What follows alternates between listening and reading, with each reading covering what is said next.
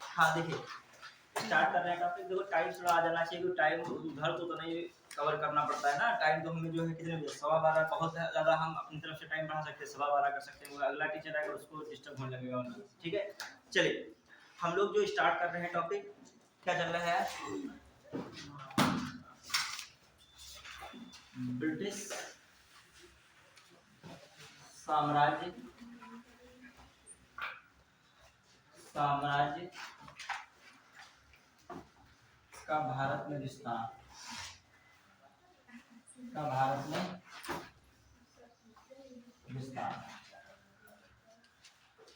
Clear. चलिए, British साम्राज्य का भारत में विस्तार, ये देख रहे थे हम लोग। इस टॉपिक को जब हम लोग देखेंगे ब्रिटिश साम्राज्य का भारत में विस्तार, तो इसमें कुछ इंपॉर्टेंट पॉइंट्स हैं, उनको देखेंगे। जैसे ब्रिटिश साम्राज्य का भारत में विस्तार जब हम लोग देखते हैं, तो केवल एक यही टॉपिक में, एक सिंगल ये टॉपिक नहीं, इसमें बहुत सारे टॉपिक क्या है, इंक्लूड है।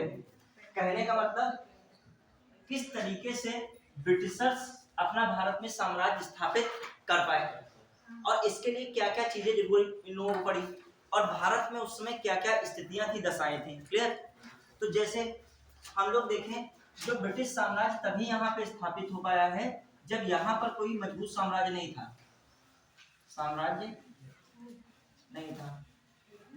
कहाँ नहीं था, भारत में। क्लियर।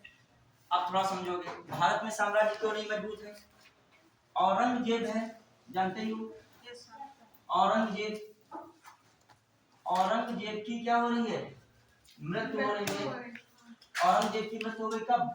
1707 ईस्वी में। किसमें मृत्यु हो गई औरंगजेब की? 1707 ईस्वी में औरंगजेब की मृत्यु हो गई। क्लियर।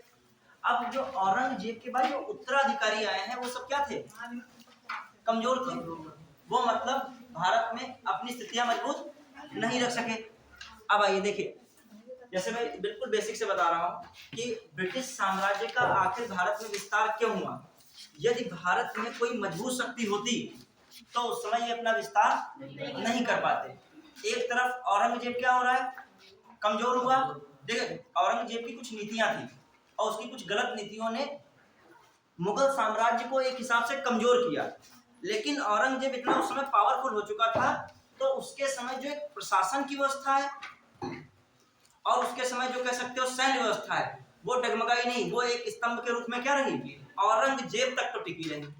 लेकिन जैसे ही औरंगजेब गया, उसके बाद भरभरा के जो है पूरा जो है वही जो प्रशासन और सैन्य व्यवस्था थी, पूरा चरमरा गई। और जो इसके बाद के जो उत्तराधिकारी आए, वो क्या नहीं हो सके, एक अपने साम्राज्य को मजबूत रूप नहीं दे सके। और उधर अंग्रेज बढ़ रहे हैं, मराठा बढ़ रहे हैं। कौन बढ़ रहे हैं? अंग्रेज मराठा दोनों ओर अपनी तेजी से बढ़ रहे हैं। क्लियर। और फाइनली मराठा ही मुगल के बाद वास्तविक शक्ति के संस्थापक थे। लेकिन पानीपत का युद्ध हुआ जिसने यह डिसाइड किया, पानीपत के युद्ध से क्या निर्णय निकला, पानीपत के युद्ध से यह तो निर्णय नहीं हो पाया कि भारत पर साम्राज्य किसका रहेगा, लेकिन यह तो उसने स्पष्ट कर दिया मराठों का साम्राज्य नहीं रहेगा। समझ रहे हैं कि नहीं?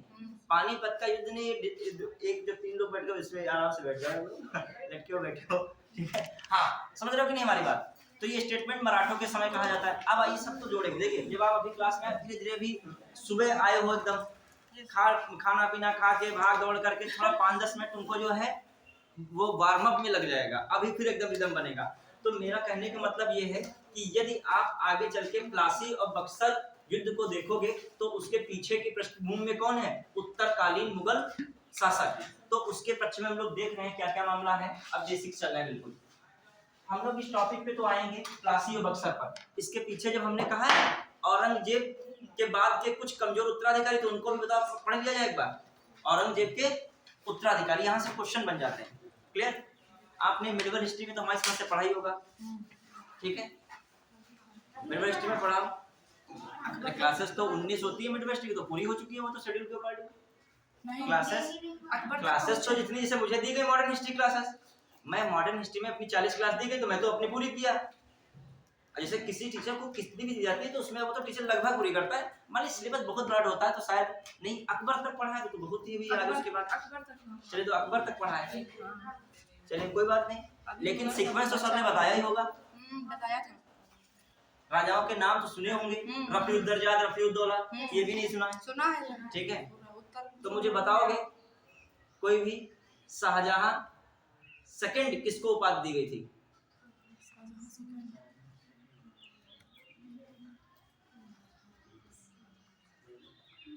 अभी मैं पूछ लूं आपसे, गुलाम वंश के शासकों का क्रम बताएगा कोई इसमें?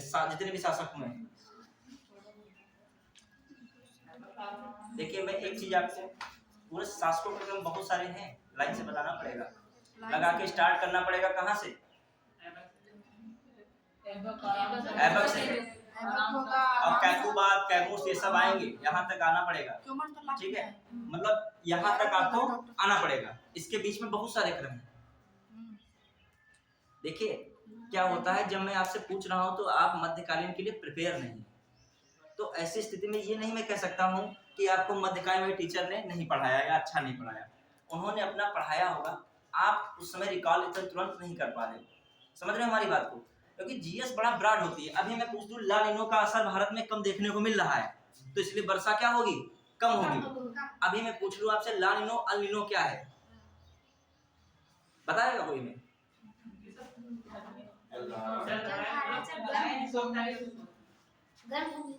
ला नीनो की स्थिति में और अल नीनो की स्थिति में कहाँ, ला नीनो की स्थिति में कहाँ वर्षा होगी, अल नीनो की स्थिति में कहाँ वर्षा होगी? भारत में अधिक होगी। और फिर भारत में मानसून केवल आपके सीतापुर में मानसून रहेगा क्या? ये वर्षा होगी लखीमपुर भी कवर होगा। हाँ तो बताइए, रटने वाली चीजें नहीं चलेंगी पुलिस वाली जैसे वनडे एग्जाम की। और अभी हम कह दें कि ज्योग्राफी सर ने बहुत अच्छा पढ़ाया, मैं अपनी समझ से बेस्ट ज्योग्राफी टीचर में किसको गिनता हूँ? अमित सर को मानता हूँ। ठीक है, मतलब अच्छा ज्योग्राफी पढ़ाते हैं। आप नहीं बता पा रहे, टीचर की इसमें कोई गलती नहीं है, समझ रहे हो? हमेशा याद रखना, क्योंकि आप उस समय उन्होंने पढ़ाया होगा, समझाया होगा, लेकिन आप इसमें प्रिपेयर नहीं है। मतलब आप पढ़ क्या रहे हैं, आपका दिमाग किस पे चल रहा है? मॉडर्न हिस्ट्री पे चल रहा है। ठीक है, क्लियर? तो हमेशा याद रखेंगे, कभी भी आप जैसे कुछ चीज होती है, अभी मैं फंसाने को ले आऊं, एक एक चीज पूछ दूंगा, तुम नहीं बता पाओगे, फिर मैं टीचर की तुलना नहीं कर सकता हूं आपसे। अभी मैं आर्टिकल 365 पूछने लगूं, हमने पढ़ाया होगा और तुम नहीं बता पाए टीचर को, और टीचर यदि वैसा है, व्यापक नहीं है, तो कहेगा सर ने पढ़ा ही नहीं, तुम नहीं बता पा रहे हो। 1975 में इंदिरा गांधी द्वारा अशांति के आधार पर क्या लगाया था? राष्ट्रीय आपातकाल। मेरी गलती नहीं है, मैंने तो आपको पढ़ाया, अब तुम ये नहीं बता पा रहे हो। उसमें कुछ तो बच्चे ऐसे तो जो क्लास भी नहीं ज्वाइन करते हैं और बाद में मूल्यांकन टीचर कर देते हैं। अपनी स्थिति देखो कहाँ पर हो, यहाँ कर किसी थोपने से काम नहीं चलेगा। आपकी नहीं बता रहा हूँ, मैं सबकी बता रहा हूँ। समस्या ये नहीं होना चाहिए। मान लीजिए मैं अभी पूछ रहा हूँ गुलाम वंश, तो जैसे आपने कहा अकबर तक पढ़ा, तो गुलाम वंश तो पढ़ाया होगा ना, तो मैंने गुलाम वंश का सीखा, उसमें भी चुप बैठे हो। ये सीख गहराई सीखिए सब लोग। ठीक है, ये आपकी गलती है। अभी मैं किसी से पर्सनल पूछने लगूं, ये कौन, क्या नाम है? सत्यम तुम्हारा?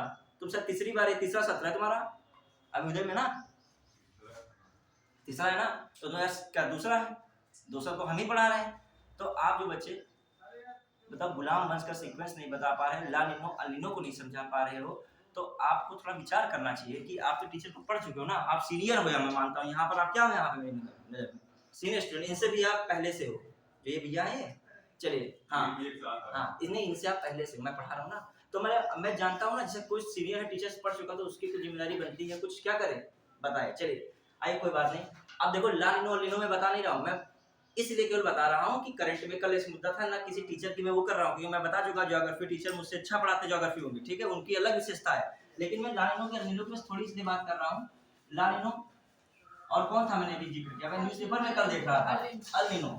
ठीक है, जो नए स्टूडेंट नहीं बता पाए, फर्स्ट टाइम आ रहे हैं, लेकिन जो 3 साल सबसे सीनियर स्टूडेंट है यहाँ पर, उसकी जिम्मेदारी बनती है बताने की, नहीं बनती है? बस भारत बता रहे, भारत से क्या काम चल जाएगा? लिटिल बॉय लिटिल गर्ल, इसमें से किसे कहा जाता है? किसे कहा जाता है? सबसे सीनियर से पहले पूछते हैं, ये भी नहीं पता है। इसमें गलती आपकी है, आप रिवीजन नहीं कर रहे हो। सर ने पढ़ाया होगा, पढ़ाया कि नहीं पीछे लाइन में पढ़ाया है। अब उनसे हम तो कहते कोई और टीचर हो, कहते सर तो पढ़ाते ही नहीं, बढ़िया है, मान लीजिए वो जो है उन्होंने पढ़ाया नहीं, तभी सर नहीं बता पा रहे। आप अपनी गलती को क्या कर रहे हो, वहाँ पे बचा रहे हो, अपनी नहीं दे रहे हो। सर ने पढ़ाया होगा। तो याद रखिएगा, कोई टीचर के पास किसी विषय में भी कुछ भी पूछ रहे, नहीं बता पाओगे, ऐसा जीएस होता है। और पहली बात आपकी गलती नहीं, आप पहले से प्रिपेयर नहीं हो। क्या नहीं हो? अब ला नीनो अल नीनो में प्रिपेयर नहीं हो, होता कुछ नहीं, हम लोग मोटा मोटा दिमाग में रखे हैं। अब ये भी नहीं 20 मिनट हम खा जाएंगे इसमें बताने के लिए, अपना विषय छोड़ देंगे, 2 मिनट में बता सकते हैं, इसमें कुछ होता ही नहीं। इधर आपका कौन है, भारत है, इधर यहाँ पर भारत के बाद ये कौन है, दक्षिण पूर्व एशिया है, ठीक है, और यहाँ पर आपका कौन पड़ जाएगा, ऑस्ट्रेलिया पड़ जाएगा। भारत गोल मतलब धरती गोल है, तो इधर साइड में कौन, उत्तरी अमेरिका, इधर साइड में क्या है, दक्षिणी अमेरिका, कुछ होता ही नहीं है। यहाँ पर क्या निकली है, इक्वेटर लाइन निकली है, इंडोनेशिया का पड़ता है, इक्वेटर लाइन निकली है कि नहीं, बस सिंपल था। इधर पेरू के तट पर ठंडी जलधारा बनती है और जब यहाँ आती है इधर मुड़ जाती है, क्यों, क्योंकि दक्षिण पूर्वी, इधर से दक्षिण पूर्वी व्यापारी कौन है, इधर से उत्तर पूर्वी व्यापारी कौन है, इन गर्म धारा को कहाँ ले आती है, ठंडी जलधारा को इधर ले आती है, और जहाँ पर ये यहाँ सब गर्म बना देती है, यहाँ पर दल क्या होता है, गर्म, और जब गर्म हो जाएगा टेम्परेचर हाई होगा, प्रेशर कैसा होगा, लो, और जब लो प्रेशर होगा वहीं पर क्या होती है, खूब बारिश होती है। और यहाँ पर क्या रहा, ठंडा रहा, यहाँ पर क्या रहा, तो लो प्रेशर, बारिश हुई, तो इंडोनेशिया है, दक्षिण पूर्व एशिया है, ऑस्ट्रेलिया है, भारत है, तो रटे बैठे हो कि भारत से थोड़ी काम चलेगा, श्रीलंका है, सब जगह इधर बारिश होगी, ठीक है। अब आ जाइए, जब अल निनो, इसीलिए इसको क्या कहते हैं, लानिनो, लानिनो को मतलब वर्षा वाला क्षेत्र, क्या कहते हैं, वर्षा वाला क्षेत्र। अभी चूंकि भारत में आया है तभी मैंने न्यूज़पेपर में देखा, इसीलिए मेरे दिमाग में आ गया एकदम, ठीक है। तो लानिनो इस समय कम आने के आसार है, तो भारत में वर्षा फिर होने के कम आसार है इस साल पे, क्लियर। अब अल इधर सूखा रहेगा, क्या रहेगा, इसीलिए से ला निनो को कहा था लिटिल गर्ल कहा था, क्या कहता है।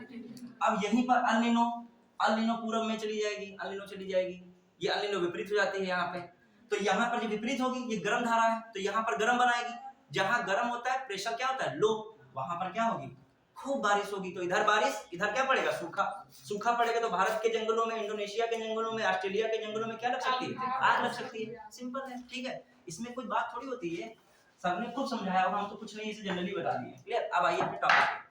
अब जैसे कोई विषय को आप पढ़िए कायदे से, क्योंकि आप जो है अभी कोई चीज निकाल के ले आए नहीं बता पाओगे, क्योंकि आप उसमें भी उस स्थिति में नहीं हो, क्लास कोई कर नहीं रहा है और मूल्यांकन कर रहे हो। अभी जो अटेंडेंस में अपनी देख लो, अपनी क्लास में कुछ स्टूडेंट की क्लास ही नहीं है, मूल्यांकन कर सकते, पहले पढ़िए।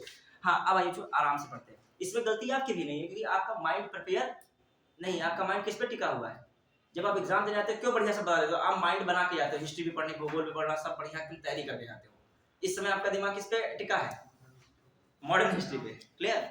हाँ, अब आइए, ये भी नहीं मैं आधा घंटा कोई और विषय पढ़ाऊंगा, अपना सिलेबस कर नहीं पा रहा हूँ पूरा, और दूसरे वाले में जो है क्या करूँ वो भी सब छूट छाट जाए। अब जैसे जितनी मुझे पता है शेड्यूल में बहुत कम क्लासेस मुझे मिली हैं, किसकी, मॉडर्न हिस्ट्री की, तो मैं प्लासी का युद्ध ही पढ़ाता रहूं घंटा भर, उसी में एक लाइन पकड़ लूं और तुमको मजा आएगा। मैं बताऊं 15 उधर जो है 3200 सैनिक थे, उसके पास 50,000 सैनिक थे, और खूब अंदर से एक बातें निकाल के लाऊं, आपको बहुत मजा आएगा। लेकिन क्या टास्क पूरा हो रहा है, क्योंकि टास्क दिया गया है कम, तो मेन आपको पॉइंट्स क्या करने हैं, क्रैश कोर्स में मुझे क्या कराने हैं, कवर कराने हैं, क्लियर। चलिए अब आइए ध्यान दीजिएगा, हम लोग पढ़ रहे थे प्लासी तक, हमें आना, कहाँ तक आना है, प्लासी, और फिर प्लासी के बाद बक्सर, क्लियर, प्लासी के बाद बक्सर, क्लियर, प्लासी के बाद बक्सर, और फिर हम लोग आएंगे प्लासी से, तो अंग्रेजों की क्या हो रही है, न्यू पड़ रही है, लेकिन जो किला इन्होंने बनाया किसमें बनाया, बक्सर के युद्ध में बनाया। अब आइए अंग्रेज आते कैसे हैं, अंग्रेजों का आने, जो अपनी साम्राज्य की स्थिति मजबूत करने का मेन कारण था भारत में मुगल सत्ता का क्या होना, कमजोर होना, मराठा शक्ति का क्या होना, कमजोर होना। तो कमजोर कैसे हुए इसको भी हम लोग देखेंगे। जब तक औरंगजेब रहता है, कौन रहता है, औरंगजेब,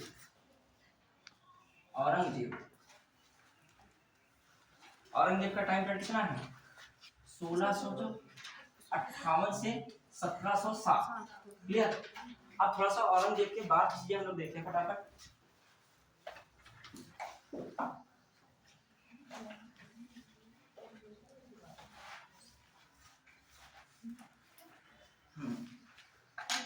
देखिए औरंगजेब के बाद कौन आ रहा है, कौन आएगा मेन, मुअज्जम, ठीक है। आप समझ रहे हो, फटाफट करा रहे हैं आप लोग, नोट भी मेरे साथ चलेगा, ये भी पॉइंट्स आ जाते हैं, कभी सीक्वेंस आ जाता है। क्यों, मुझे कहाँ पे आना है, प्लासी और बक्सर। अब प्लासी पर तभी आओगे, प्लासी के समय कौन नवाब था यहाँ का, बंगाल का, प्लासी के समय बंगाल का नवाब था सिराजुद्दौला। तो सिराजुद्दौला को ऐसे नवाबी नहीं मिल गई थी, सिराजुद्दौला के पीछे चलोगे कौन थे, अलीवर्दी खान, अलीवर्दी खान के पीछे कौन आया था, सरफराज खान, सरफराज के पीछे कौन था, सुजाउद्दीन, सुजाउद्दीन के पीछे कौन था, मुर्शिद कुली खान। कहने का मतलब जो बंगाल का नवाब बना मुर्शिद कुली खान बना, अपने आप नहीं बना था मुर्शिद कुली खान, इसको मुगल सत्ता के अंतर्गत बनाया गया था। समझ पाए कि नहीं? मुगल सत्ता के अंतर्गत बंगाल का नवाब किसे बनाया गया? मुर्शिद कुली खां को। और मुर्शिद कुली खां तो पावरफुल था, उसके बाद सब चलता चला आया। अली जो है कौन, सिराजुद्दौला तक वो टिक नहीं पाया। तो मतलब देखा जाए, यदि वहां पर दिल्ली में कोई मजबूत सत्ता होती तो बंगाल में किसका नियंत्रण नहीं हो पाता? अंग्रेजों का नियंत्रण नहीं हो पाता। जैसे औरंगजेब मजबूत था, जॉन चाइल्ड बवाल किए तो उनको भगा दिया, भाग गए। क्लियर? और यहीं पर औरंगजेब कमजोर होता है तो जॉन चाइल्ड से ही किस्सा क्या हो चुका होता, शुरू हो चुका था उनके विस्तार का। तो एक बार मैं इसीलिए कह रहा हूँ कि इसके उत्तराधिकारी को फटाफट 5-10 मिनट में हम लोग क्या कर लेंगे, कवर कर लेंगे। कोई पीएचडी नहीं करानी है, क्योंकि आपके एग्जाम के अकॉर्डिंग चलना है। पीएचडी तभी करो जब उस विषय में आपको क्या करना हो, पीएचडी करनी हो। जैसे मान लीजिए मिडिवल हिस्ट्री से करनी है या मॉडर्न हिस्ट्री से करनी है, जाकर फिर तो आप पीएचडी के तरीके से पढ़ो। ठीक है? अब आ जाइए मुअज्जम, ध्यान दीजिएगा। जो मुअज्जम के बारे में कुछ पॉइंट्स पढ़ते चल रहे हैं हम लोग। क्लियर? हम लोग कहाँ से हायरार्की स्टार्ट करेंगे? औरंगजेब तो सबको पता होगी, ये तो पता है कि नहीं? इसमें भी तो बता रहे हो ना, अकबर तक तो पढ़े, शुरुआत तक तो पता ही होगा। ठीक है, कोई मतलब ही नहीं। हमें मेन अपने टॉपिक तक आना है, तो इसलिए मुअज्जम को पढ़ना पड़ रहा है। मुअज्जम का टाइम पीरियड कितना बताया वो लोग? 1708 से 1712। क्लियर? मैं लिख दूंगा। अब देखिए मुअज्जम का टाइम पीरियड 1707 से 1712 है। मेन मुअज्जम में कुछ पॉइंट है, एग्जाम में आते हैं। जजाऊ का युद्ध, जैसे कौन युद्ध आता है? जजाऊ का युद्ध आता है। क्लियर?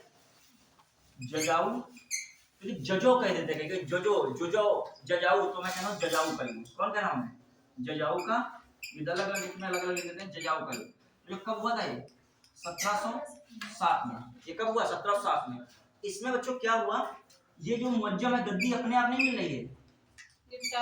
हाँ, मुअज्जम किसको पराजित कर रहा है? पराजित करता है किसे? भाई में कौन? आजम। किसको? आजम को क्या कर देता है? पराजित करता है। किसको पराजित कर दिया? आजम को क्या पराजित किया, मार दिया। आजम गए। अब एक इसका मामला फिट हुआ, हटा। फिर एक होता है हैदराबाद का युद्ध। कौन सा? हैदराबाद का युद्ध। वो कब हो रहा है? 1709 में। 1709 में। अब इसको कौन मार रहा है? इसको भी कौन मार देगा? मुअज्जम। कौन मार रहा है? मुअज्जम। कौन मार रहा है? मुअज्जम, जो पराजित कर रहा है। पराजित किया। पराजित किया किसको? किसको? काम बख्श। किसको पराजित किया? काम बख्श। क्लियर? काम बख्श को पराजित किया।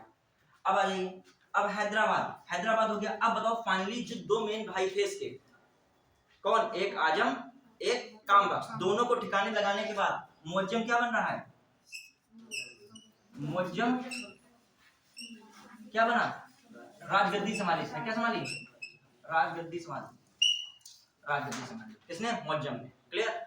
और जैसे ही गद्दी संभाली, इसने अपने आप को क्या उपाधि दी? बहादुर शाह की उपाधि। कौन सी उपाधि दी? बहादुर शाह। बहादुर शाह की उपाधि। कौन सी उपाधि से नवाजा गया? बहादुर शाह। क्लियर? बहादुर शाह की उपाधि से इसको जो है मुअज्जम को साहे बेखबर कहा जाता है। क्या कहा जाता है? साहे बेखबर। साहे बेखबर। साहे बेखबर किसने कहा बच्चों? इसको साहे बेखबर किसने कहा? ये भी नहीं पता है? चलिए कोई बात नहीं, मतलब जो है जो पढ़ चुके हैं उनके लिए मैं बता रहा हूँ, नए बच्चों के लिए तो अभी तो शुरुआत है आपकी, इतनी अच्छी कर पाओ। ठीक है? हाँ चलिए देखिए, साहे बेखबर खफी खां ने कहा। खफी खां ने कहा। किसने कहा था? खफी खां। कौन बच्चों? खफी खां। तो याद रखिएगा, ये मुअज्जम के आपको क्या रखने पड़ेंगे? पॉइंट्स रखने पड़ेंगे। ध्यान रखिएगा, मुअज्जम के पॉइंट्स रखने पड़ेंगे। क्लियर? अब आइए इसमें ध्यान रखिएगा, एक है जजाऊ का युद्ध, फिर कौन है? हैदराबाद का युद्ध, और दूसरा कौन है? मुअज्जम। मुअज्जम राजगद्दी बैठा। और फिर आज इतना मैं कवर कराऊंगा, इतना तुमने 1.5 घंटे में भी तक नहीं पढ़ा होगा। ठीक है? बस आप बने रहिएगा साथ साथ। ठीक है? चलिए अब आइए हम लोग बढ़ रहे हैं। ये तो हमने मुअज्जम की बात कर ली। अब मैं पिछड़ी नहीं कराऊंगा, मुअज्जम ये है, मुअज्जम वो है, कहाँ क्या क्या मतलब है, जो आपको एग्जाम में आना है बस उतना ही करिए। क्यों मैं बता रहा हूँ, अभी ईश्वरी प्रसाद के हिसाब से मैं मिडिवल हिस्ट्री पढ़ाऊं। ईश्वरी प्रसाद में हम पढ़े नहीं है क्या? पढ़े हैं। ईश्वरी प्रसाद कोई बड़ी नहीं बात, आपको बात है, मुझे दिया गया है टारगेट कम क्लास का, ये मुझे दिया जाए टारगेट 50 क्लास का, तो मैं ईश्वरी प्रसाद को और एनसीईआरटी, मतलब एनसीईआरटी तो मैं यूज करता हूँ, मतलब एक जो पीएचडी के लिए वो बुक्स का पूरा, और जो बताना होगा ईश्वरी प्रसाद कुछ पॉइंट्स बता दूंगा, पूरी डिटेल नहीं मतलब उतना रखूंगा, क्योंकि वो मतलब मुअज्जम आधा घंटा पढ़ा रहे हैं, मतलब आना कुछ पक्का भी नहीं है, और आएगा तो कितने से बन जाएगा? सीक्वेंस में आएगा, जजाऊ का युद्ध से बन जाएगा। सीक्वेंस कभी कभी कौन सा युद्ध आता है? जजाऊ का युद्ध। और जो बनना होगा बेसिक चीजें हो जाएंगी। आगे आइए, इसका उत्तराधिकारी कौन रहा? बढ़े सर साहिब अकबर वाला क्या है? खफी खां, इनका नाम चला खफी खां। इन्होंने जो है इनको क्या दिया था? साहिब खबर। मतलब ये ज्यादा मतलब जो है मस्त रहते थे, ज्यादा चिंता राज्य की नहीं करते थे, इसीलिए कहा गया साहिब खबर। साहिब बेखबर नहीं कहते, बेखबर। अगर सवाल लिखिएगा कौन था इसके मुअज्जम के बाद, ध्यान दीजिएगा मुअज्जम के बाद फटाक से देखिए, मुअज्जम के बाद कौन आया सेकंड? बताइए इसके बाद कौन आया? जहादार आया। कौन आया? जहादार आया। जहादार का टाइम पीरियड कितना था बताएगा कोई? ये तो पढ़ाया होगा ना सर ने, सीक्वेंस तो पढ़ाया है कि नहीं सर ने? जरूर पढ़ाया होगा। आप बताइए। सर की गलती नहीं है, सर ने पढ़ाया लेकिन आप नहीं बता पा रहे।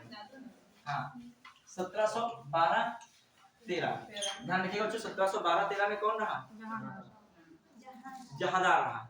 जहादार को क्या कहा जाता है? लंपट मूर्ख। लंपट मूर्ख क्या कहा गया? लंपट मूर्ख। अब जहादार के बाद में इंपॉर्टेंट क्या बात है, इसके बारे में क्वेश्चन यहां से बन जाता है कभी कभी। जुल्फिकार खां कौन है? जुल्फिकार खां। जुल्फिकार खां की सहायता से गद्दी पर बैठा। सहायता से गद्दी पर बैठा।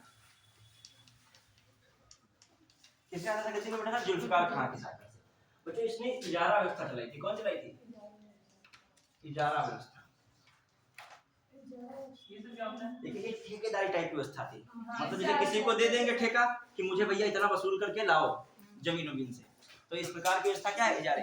अभी वारेन हेस्टिंग जब अंग्रेजी व्यवस्था पढ़ोगे तो वारेन हेस्टिंग बच्चों मिलेगा। कौन सी व्यवस्था चलाता है? इजारे जारी व्यवस्था। इसने इजारा व्यवस्था चलाई।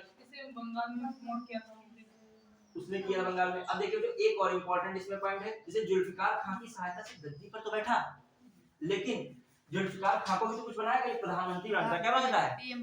प्रधानमंत्री। अच्छा एक और बात, जैसे औरंगजेब अपनी कठोर नीति को चलाता था, उसने कौन सी जजिया कर चलाई थी? तो जजिया कर को हटाने का प्रयास इसने भी किया। जजिया कर को क्या करने का? जजिया कर को समाप्त करने का प्रयास किसने किया था? मुअज्जम ने भी। और ये भी उस प्रयास को क्या रखते हैं? जारी रखते हैं। भाई जजिया कर तभी वसूल पाओगे जब आप पावरफुल होगे। हिंदुओं से थोड़ी कर वसूल पाओगे धर्म के नाम पर। जब आप क्या होगे? पावरफुल हो नहीं तो क्या हिंदू भी रुष्ट हो जाएंगे। क्लियर? तो याद रखिएगा जजिया कर को ये भी कम कर रहा है, ये भी कम कर रहा है, मतलब ये मतलब हटाने के प्रयास में। आगे बढ़े। अब आ जाइए, तो इसके विषय में इतना कुछ ज्यादा है नहीं। फिर तीसरा आदमी कौन आ रहा है? तीसरा शासक, उसके बाद उत्तराधिकारी लोग बताइए। जहांदार के बाद बताइए कौन आपको बताएगा सीक्वेंस में? कौन है? फारुखसियर। Very good. कौन रहा? फारुखसियर।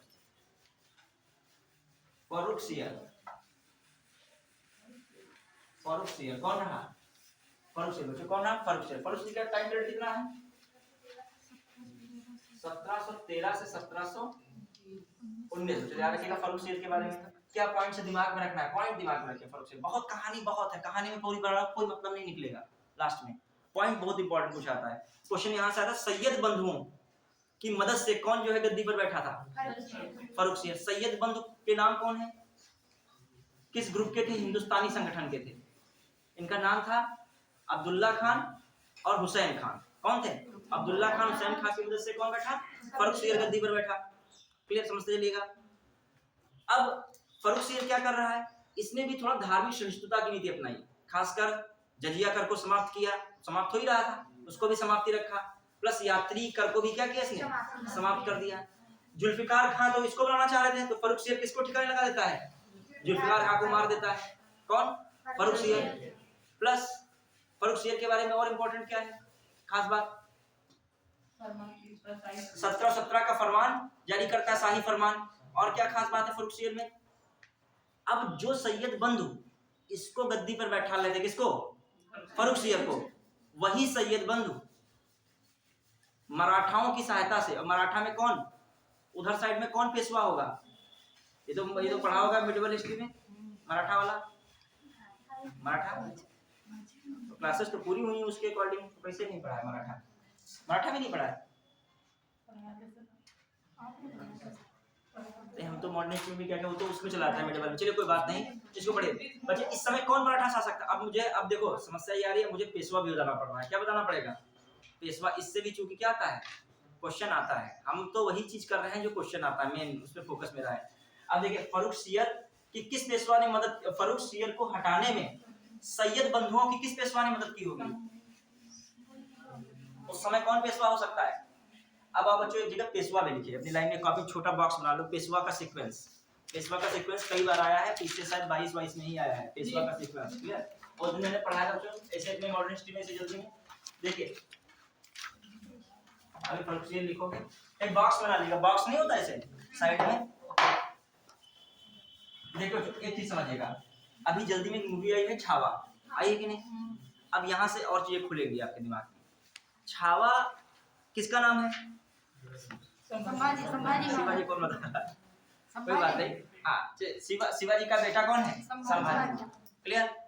थोड़ा आज मैं थोड़ी सी बातें इसकी भी रिलेटेड कर रहा हूँ क्योंकि ये जरूरत पड़ेगी। देखो जब ये चलेंगे तो मराठाओं का मामला जिक्र चलेगा, मराठा इनके साथ साथ चलेंगे। किसके साथ साथ चलेंगे?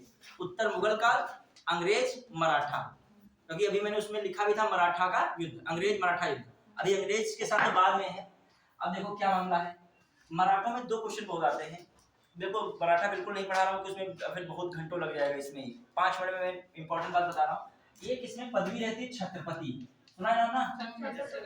और एक पदवी रहती है पेशवा। कौन रहती है? ये सुनते रहोगे। अब जब मूवी आई थी, तुम आप यूपीएससी एस्पिरेंट हो तो मूवी के साथ साथ आपको छावा के बारे में देख लेना चाहिए। तो छावा देखते तो छत्रपति पूरा क्लियर हो जाता है वहाँ पे।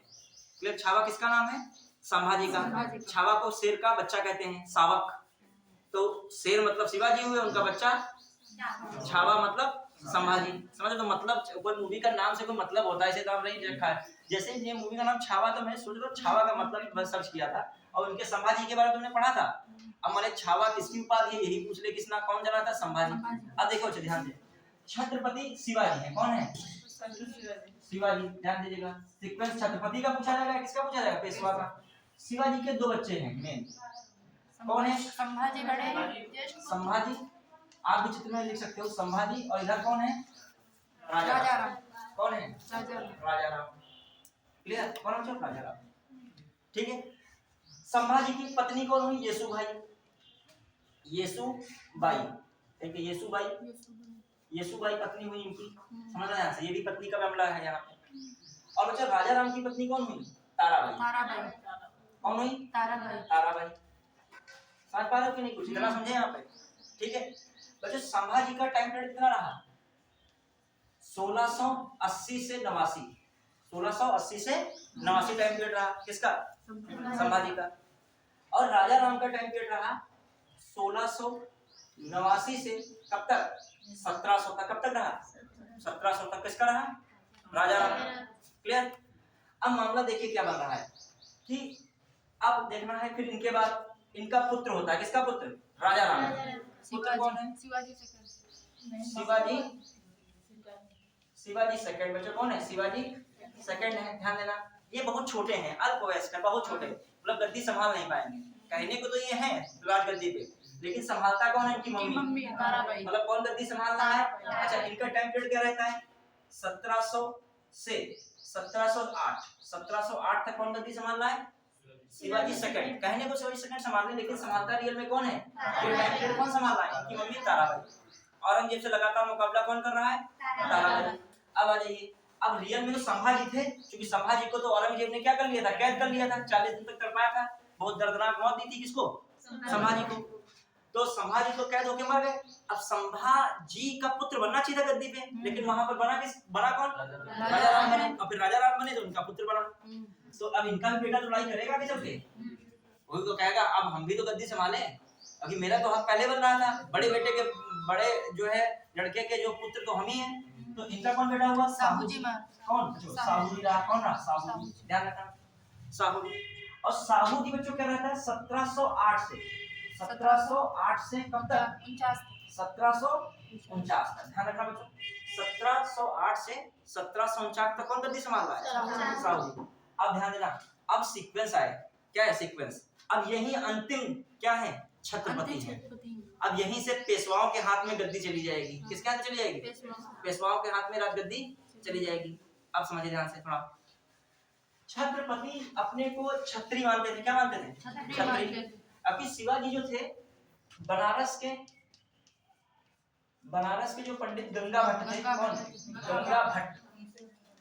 गंगा भट्ट, उनसे इन्होंने छत्रपति की उपाधि अपना राज्याभिषेक कराया था। क्लियर? और इन्होंने बताया छत्री हैं। क्लियर? और छत्री का यहाँ पर मतलब निकल रहा था कि सबको जो है सुरक्षा देना है। क्लियर? लेकिन जो इसके बाद जो पेशवा होते हैं ये अपने को जो क्या मानते हैं? ब्राह्मण मानते हैं। अब देखो यहां से कहां से हमने लास्ट आए, जो साहू जी हैं, कहाँ के साहू जी? साहू जी से जो मेन पावर चली जाती है किसके हाथ में चली जाती है? पेशवा का। जो अंग्रेजों से लड़ाई होती है वो किसकी होती है? पेशवाओं की होती है। जो संधियां होंगी किससे होंगी? पेशवा। और आगे चल के मराठा साम्राज्य भी 5 शाखाओं में क्या हो जाता है? बट जाता है। जैसे इंदौर के होलकर चले गए, बड़ौदा के गायकवाड़ चले गए, ग्वालियर के सिंधिया चले गए, पूना के पेशवा चले गए। मतलब चले गए, सबकी शाखाएं क्या हो गई? अलग अलग बट गए। सब क्या हो गए? आपस में बट गए। क्लियर? तो ये बट जाते हैं और यही बटने के कारण भी समझो एक हिसाब से इनका कमजोर होने का क्या रहता है? कारण रहता है। मराठा सबसे प्रॉब्लम में ये थे कि अपने में ही नहीं वो क्लियर हो पा रहे थे, मतलब आपस में ही लड़ते रहते थे। अब ध्यान दीजिएगा, अब क्या मामला बन रहा है? अब ये तो कुछ सीक्वेंस है, क्वेश्चन है पीसीएस में, सेट करो सीक्वेंस के आधार पर सेट कर पाओगे। पहला किसको लगाओ? शिवाजी। फिर उसके बाद किसको लगाओगे? संभाजी। संभाजी के बाद राजा राम के बाद और फिर किसको लगाओगे? समझ में सीक्वेंस है?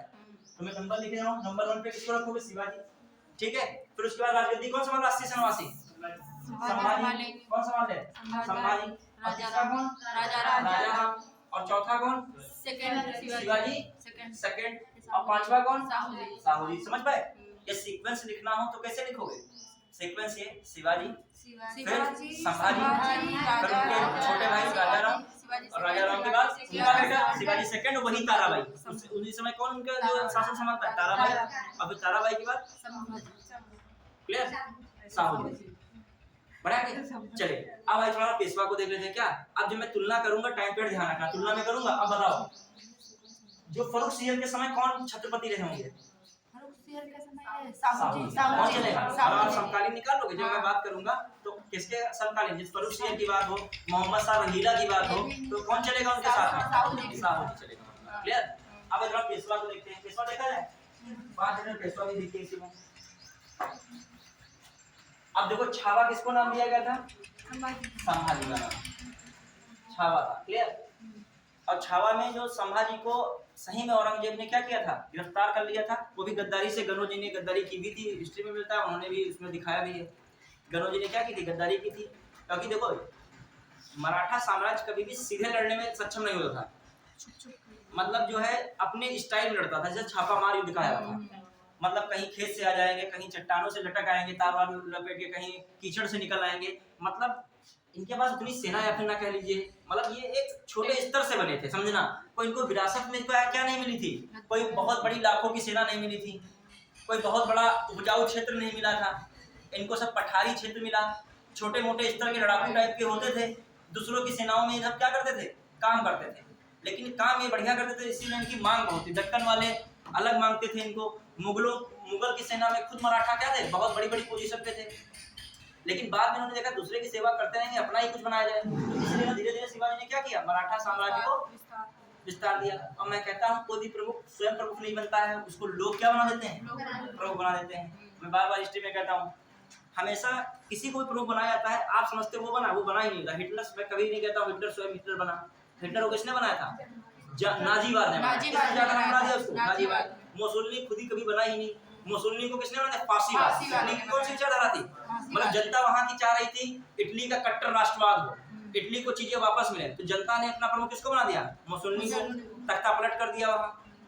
आगे देखोगे बहुत सारा रहता है। तो शिवाजी की उस समय मांग थी हिंदू राष्ट्रवाद, मतलब जो खासकर मराठा वाले चाह रहे थे कि मेरा जो हिंदुत्व वाला क्या बन जाए, क्योंकि किसके जुल्मों से ज्यादा हो रहे थे? औरंगजेब के। तो औरंगजेब के खिलाफ शिवाजी को क्या बना दिया गया? प्रमुख लीडर बना दिया गया, और शिवाजी ने उसको बखूबी निभाया। उसके बाद एक चलती रही छत्रपति की कुर्सी, और छत्रपति की कुर्सी बाद में कहाँ चली गई? अभी साहू जी लोग पड़ गए कमजोर, और पेशवा पड़ गए क्या? मजबूत। जब कभी सेनापति मजबूत हो जाता तो राजा की गद्दी क्या रहती है? खतरे में। गद्दी पे रहेगा कौन? एक ही समस्या ये है, गद्दी पे रहना है कि प्रतापशाली पेशवा। अब जब इनको जो गद्दारी से गिरफ्तार किया गया तो लड़ाई सीधे लड़ने में कितनी सेना ही नहीं थी। औरंगजेब की मान लिया 8 लाख सेना, कहाँ तुम 20,000 लड़काओ, कितना काटोगे, कितना बहादुरी दिखाओगे, बाद में क्या किए जाओगे। लेकिन औरंगजेब परेशान इसलिए रहा कि इसने क्या नहीं की थी, मतलब उसने समझौता नहीं किया था। कभी भी आपको मार दे आप लास्ट तक झुको नहीं, तो एक मरने के बाद भी मारने वाले को टीस रहेगा कि इसने जो सामने हमारे क्या नहीं किया, सरेंडर नहीं किया। तो ये चीज किसके साथ रही, ये चले अब आइए देखते हैं। और औरंगजेब बताता है, मूवी में दिखाया जाता है कि बताता है कि मेरे पास इनके जैसा कोई होता तो मुगल सल्तनत बहुत आगे तक जाती, ठीक है। और सही बात है, ये मजाक नहीं, उत्तराधिकारी इनके सब क्या निकल रहे हैं, कमजोर आ रहे हैं ना सारे उत्तराधिकारी। और बल्कि इनको इतनी विरासत में पावर मिली थी औरंगजेब की, चाहते तो क्या बनाने जाते, बहुत कुछ बना सकते थे। अब ये फटाफट पेशवा में निकलना है, कौन है पेशवा, फटाफट पेशवा में थोड़ा समझिएगा। पहला पेशवा कौन था, बालाजी विश्वनाथ। कौन नाम क्यों, बालाजी, बालाजी। देखो पेशवा तो बहुत लोग रहे, लेकिन पेशवा यहाँ की बहुत बड़ी पोस्ट थी, लेकिन बालाजी विश्वनाथ ने महत्वपूर्ण भूमिका निभाई। इनका टाइम पीरियड कब रहा, टाइम पीरियड याद रखना 1713 से कब 20 याद रखेगा, बालाजी विश्वनाथ, ठीक है। अब जब मैं कहीं कहूंगा फर्रुख सियर के बारे में तो कौन पेशवा आएंगे, मैं इन्हीं को बताना चाह रहा था। उसमें फर्रुख सियर को मारना, किसने मारा फर्रुख सियर को, सैयद बंधुओं ने फर्रुख सियर को गद्दी पर बैठाला। जब फर्रुख सियर उनकी बात नहीं माने तो उन लोगों ने किसको मार दिया, फर्रुख सियर को पहले गिरफ्तार किया, अंधा कराया, बाद में उसको मार भी दिया गया। और पहला इतिहास में ऐसा मामला मिलता है मुगलों के कि दरबारियों द्वारा किसी शासक की क्या की जानी, हत्या। उसमें किसका हाथ था, ऐसे वो भी इतनी औकात उनकी भी नहीं थी दरबारियों की, उसको पीछे किसका सपोर्ट मिला था, बालाजी विश्वनाथ का। देखिए हमेशा युद्ध में सपोर्ट भी होता है। प्रथम विश्व जो हम वर्ल्ड हिस्ट्री पढ़ाते उसमें सपोर्ट ही सपोर्ट में क्या होता चला गया, युद्ध होता चला गया। ऑस्ट्रिया के साथ प्रथम में कहा जर्मनी आ गया, तो उधर ऑस्ट्रिया के साथ उधर कौन, उधर उनके विरुद्ध में कौन चला गया, सर अभी वर्तमान का लीजिए, यूक्रेन वाला कोई में ले लीजिए, ठीक है। यदि भारत, अब यदि ट्रंप ने कह दिया कि जाओ बांग्लादेश में आप जो है सपोर्ट में हैं, बस इतना ही कहना क्या है, काफी है। अब बांग्लादेश पर चाइना ध्यान नहीं लगाएगा क्योंकि उसमें जाने का किसका थोड़ा सपोर्ट चल रहा है, जियोपॉलिटिक्स के अकॉर्डिंग यूएसए का, मतलब बड़ा मित्र आपके क्या है, साथ है। गांव में भी ये सब चलता है, ठीक है। फिर आइए बालाजी विश्वनाथ है, फिर आइए बालाजी विश्वनाथ के बाद कौन आ रहा है, बहुत इंपॉर्टेंट, बाजीराव। कौन आया, बाजीराव। बाजीराव जो कहा जाता है मराठा का सबसे साम्राज्य विस्तार किसने कर दिया था, बाजीराव। गुजरात था, मालवा था, हैदराबाद के निजाम थे, इन सबको जीत लिया किसने, मराठा। कभी अपने इसने जीवन में किसी युद्ध को हारा ही नहीं। यहाँ तक उत्तर के क्षेत्र में बुंदेलखंड क्षेत्र को भी इसने क्या कर लिया था, अपने साम्राज्य में मिला लिया था, किसने, बाजीराव। क्लियर। अब ये बाजीराव तो जो देखा जाए पेशवा पावरफुल होना कायदे शुरू हुए किसके समय, क्लियर।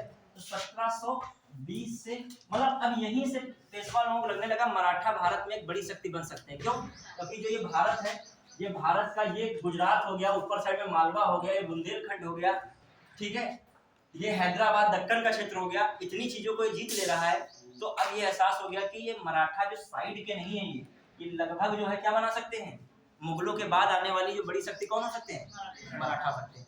अब देखिए बाजीराव के बाद कौन रहा पेशवा, बताइए।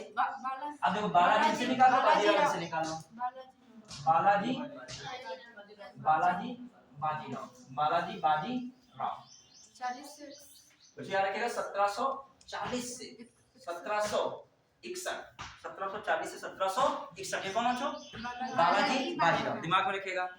अब यही वो बंदा है जो है पेशवा है, जिसके समय क्या हो रहा है, पानीपत का युद्ध, पानीपत का तृतीय युद्ध, पानीपत का तृतीय युद्ध कब हुआ, 1761 में। समझ लो कौन तारीख थी,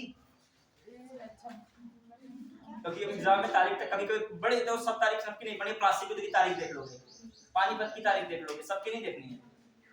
14 जनवरी, 14 जनवरी इनके एक हार का एक और कारण बनता है, समझना क्यों, ठीक है।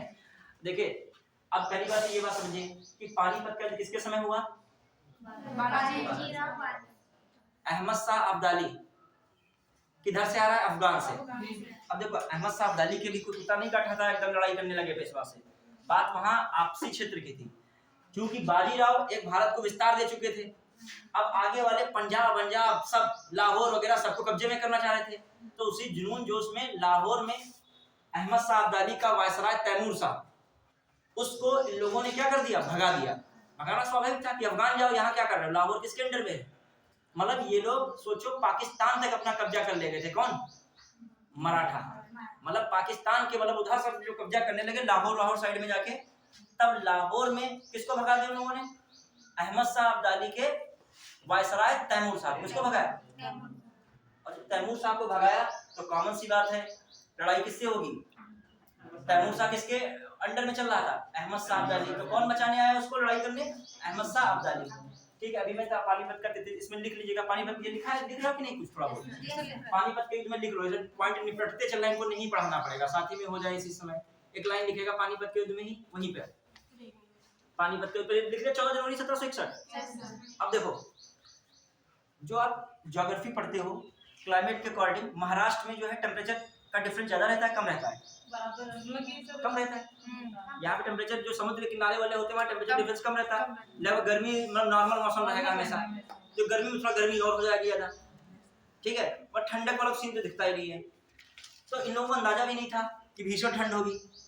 उधर जनवरी में पानीपत हरियाणा पड़ता है, जानते हो पंजाब हरियाणा में ठंड के समय कितनी भीषण ठंड पड़ती है, भयंकर ठंड थी। इधर के लोग कपड़े भी बहुत साधारण पहनते थे, मतलब देखा होगा मराठा लोग कपड़े वगैरह कम पहनते थे उस मतलब इनके नहीं होते थे, मतलब एक कवच वच ज्यादा नहीं होता था इनके साथ साजो सामान। वो अहमद शाह अब्दाली पूरे साज सज्जा की उत्तर पश्चिम से ही आ रहा था अफगानिस्तान से, उसको पूरा अंदाजा था।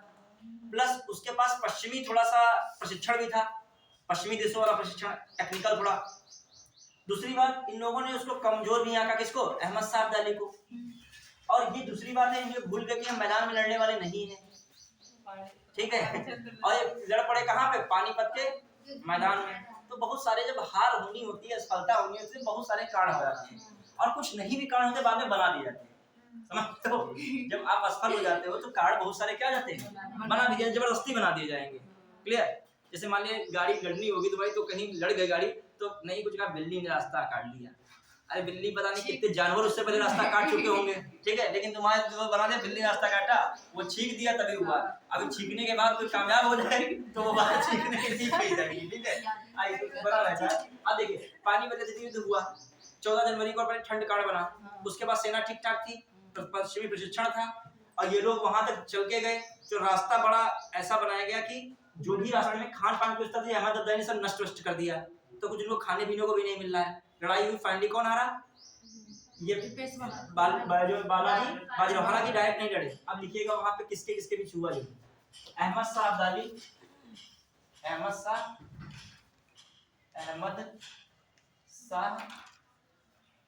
अब्दाली, अहमद शाह अब्दाली वर्सेस मराठा। वर्सेस कौन है? पहले लिखा है ना, अहमद शाह 14 जनवरी 1761। फिर ये कौन है? अहमद शाह अब्दाली वर्सेस कौन है? मराठा। मराठा के ब्रैकेट में लिखो सदाशिव भाऊ। सदाशिव भाऊ कौन था? चचेरा भाई था। किसका चचेरा भाई था? बालाजी बाजीराव का, ठीक है, सदाशिव भाऊ। और इसका एक बेटा विश्वराव भाऊ। वह विश्वराव भाऊ मारे गए, मतलब मराठा के ब्रैकेट में लिख लीजिएगा। कौन मारा गया मराठा के ब्रैकेट में? सदाशिव भाऊ और विश्वराव भाऊ क्या किए गए? मार दिए गए। तो मतलब इन देखा जाए किसकी जीत हुई यहाँ पर? अहमद शाह अब्दाली। अब आइए एक कहीं छोटा पॉइंट डाल दीजिए, कारण डाल दीजिए, कारण, एक छोटा पॉइंट डाल दीजिए, कारण डाल दीजिएगा, कारण बच्चों लिख देगा अहमद शाह अब्दाली के वायसराय तैमूर शाह को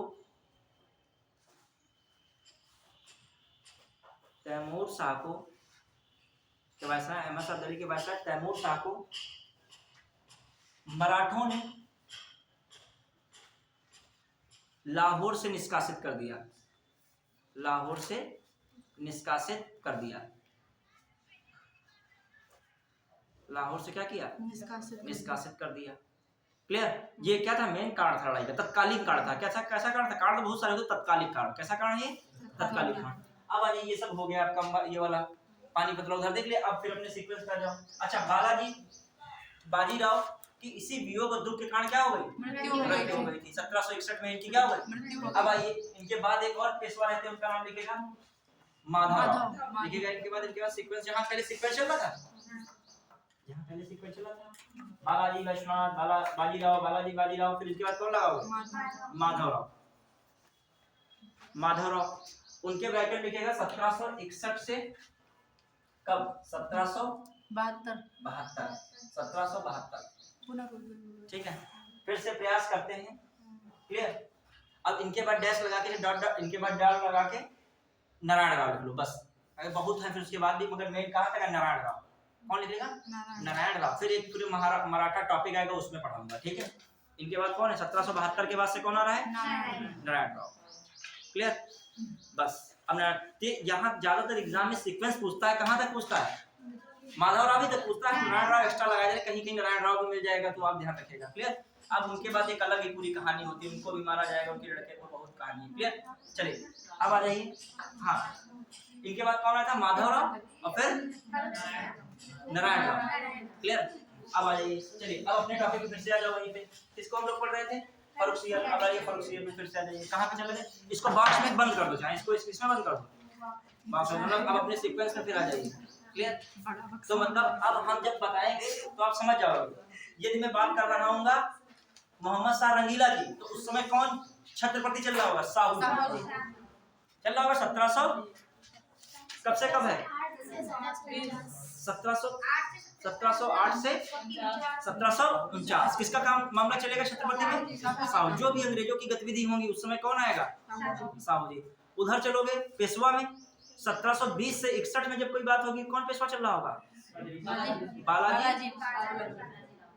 बालाजी बाजीराव। कौन चल रहा होगा? बालाजी बाजीराव। क्लियर? जब 20 से 40 के बीच कोई बात होगी तो कौन चल रहा होगा? बाजीराव। क्लियर? समझ पाए? तो उसको तोड़ने और जोड़ने के लिए व्यवस्था दीजिए। अब आइए फर्रुखसियर के बारे में लिखेगा।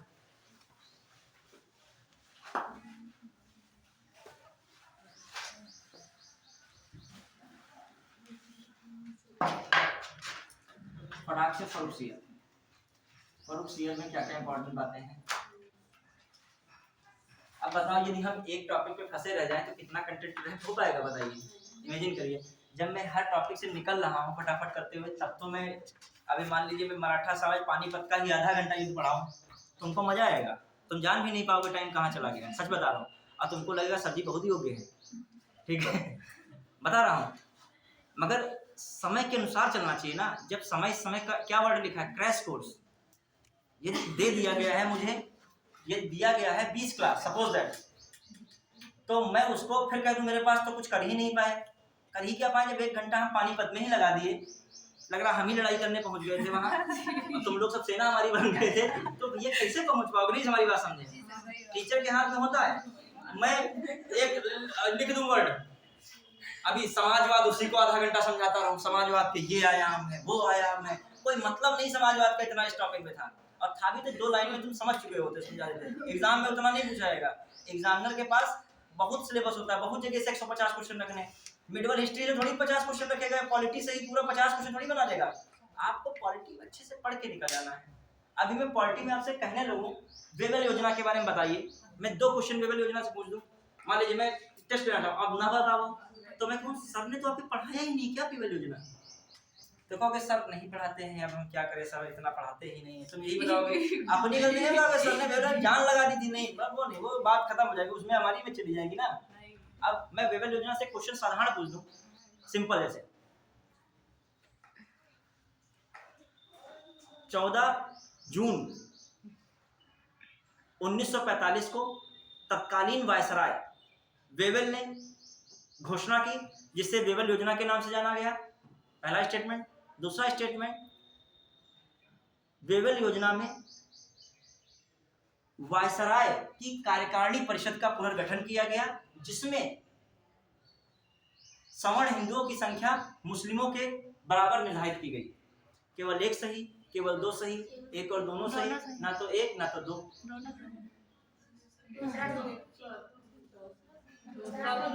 देखो पहला वाला उसने फैक्ट उठाया, आज जो फैक्ट लिख दे टीचर तो वनडे वाले टीचर पढ़ाते, वनडे पढ़ाते टीचर वनडे का पढ़ाते, फैक्ट टीचर लिख दे तो वनडे की समस्या उत्पन्न कर देते हैं कुछ लोग। अरे भैया फैक्ट प्लस क्या पूछा जाएगा, कॉन्सेप्ट।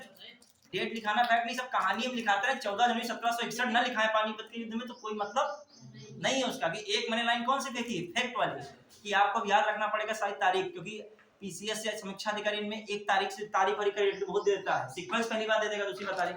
पहली बात बिल्कुल सही है, 14 जून 1945 को जो है वेबल योजना आई थी, क्लियर।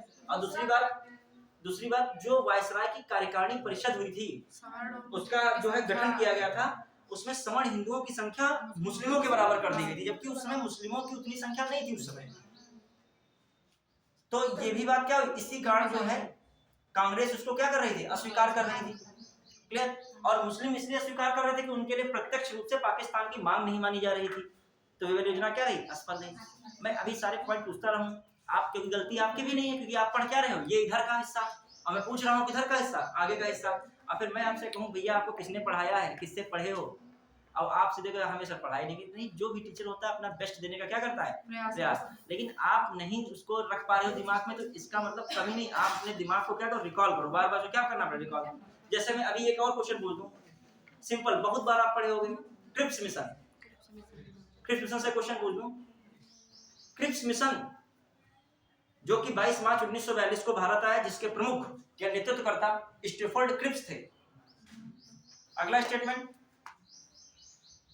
कांग्रेस ने क्रिप्स मिशन को इसलिए भी अस्वीकार कर दिया क्योंकि उसमें औपनिवेशिक स्वराज की बात कही जा रही थी, जबकि कांग्रेस का विचार पूर्ण स्वतंत्रता का था। आप जान गए हो डेट तो दोनों ही क्या है, क्योंकि इस समय दिमाग लगा था तो उनको दिमाग में लग रहा सर सही बता रहे होंगे, ठीक है, और गलत दिमाग डाला भी नहीं जाएगा, दिमाग में वही सेट हो जाएगा। तो 22 मार्च को, मतलब क्रिप्स मिशन इतनी बार पढ़ा होगा, लेकिन इस पे तुमने इतना अच्छी इंगित नहीं किया। ये कीवर्ड है, अंदर का क्या वर्ड है, इसमें कीवर्ड क्या छिपा था, वो कह रहे थे कि औपनिवेशिक स्वराज, और ये क्या बना रहे हैं, और ये हिस्ट्री का भी टॉपिक है और पॉलिटी का भी टॉपिक है। अब मैं जब कभी हिस्ट्री में जब पॉलिटी पढ़ाता हूँ, संविधान सभा की बात करता हूँ, तो संविधान सभा सीधे नहीं आ जाएगी, संविधान सभा तक आने के लिए बहुत चीजें गुजरना पड़ेगा, और वो चीजें ज्यादातर आपको कहाँ मिलेगी, मॉडर्न हिस्ट्री में। अब जो मॉडर्न हिस्ट्री का तालमेल है वो किससे मैं जोड़ दूंगा, पॉलिटी से। तो क्रिप्स मिशन जैसे है, क्रिप्स मिशन हिस्ट्री का भी टॉपिक है, सेकंड वर्ल्ड वॉर हो रहा है, अंग्रेजों को चाहिए कि भारत का क्या मिल जाए, समर्थन मिल जाए जापान के विरुद्ध, तो इसलिए भारत के पक्ष में कुछ चीजें करने का प्रयास करते हैं।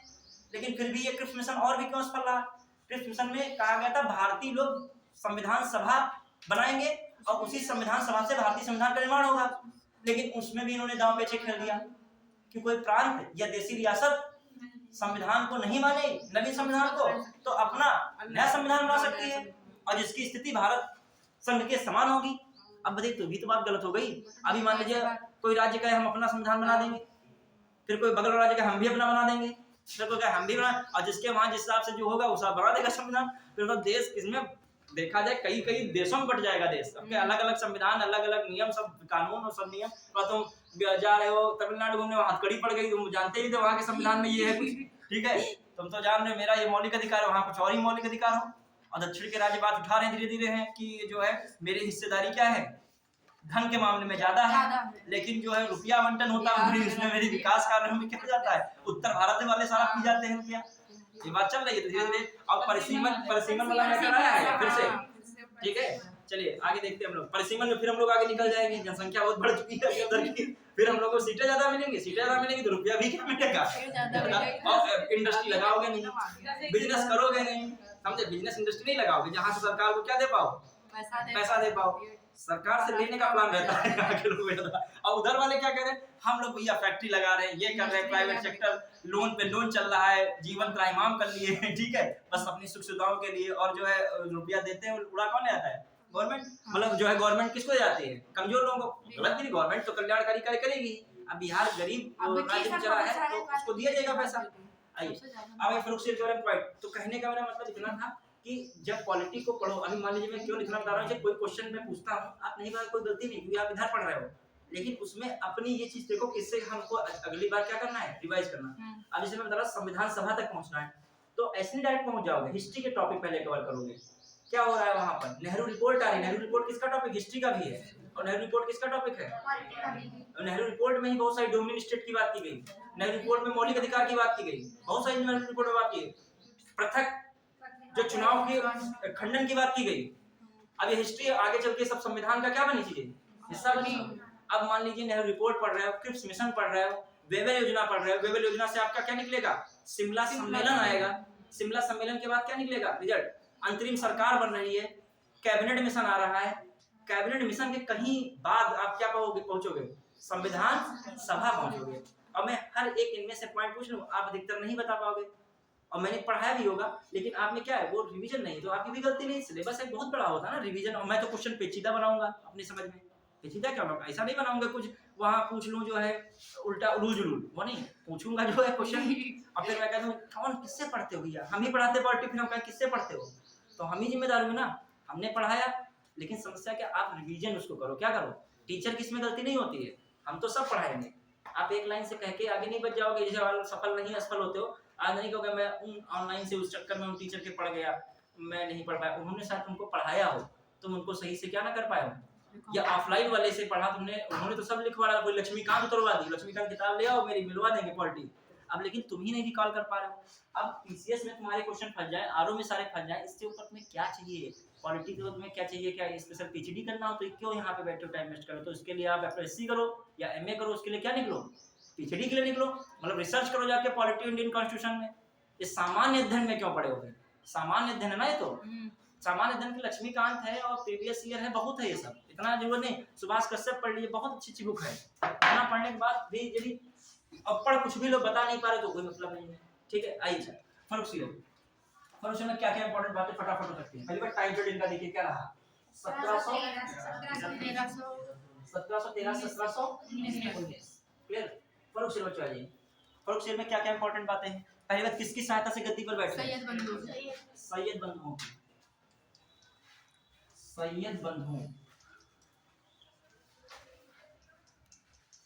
बंधुओं की सहायता से,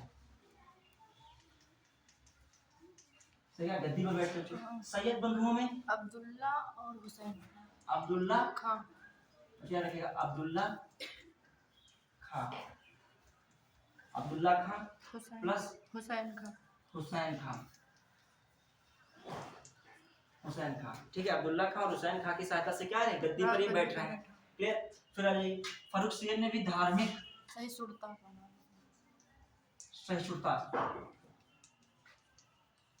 धार्मिक सहिष्णुता के मतलब जजिया कर को किनारे किया, यात्री कर, जजिया कर और प्लस क्या, यात्री कर को भी क्या किया, समाप्त किया, क्लियर। फर्रुख सियर में और क्या इंपॉर्टेंट, जुल्फिकार खां की क्या कर दी उन्होंने, हत्या, जुल्फिकार खां की क्या की, हत्या कर दी, क्या की, हत्या कर दी। फिर फर्रुख सियर में और क्या हो सकता है इंपॉर्टेंट, और सैयद बंधुओं समझ गया ना, सैयद बंधुओं ने किसकी सहायता से, सैयद बंधुओं ने बालाजी, हाँ सही, बालाजी विश्वनाथ की सहायता से किसकी हत्या कर दी, फर्रुख सियर की हत्या कर दी।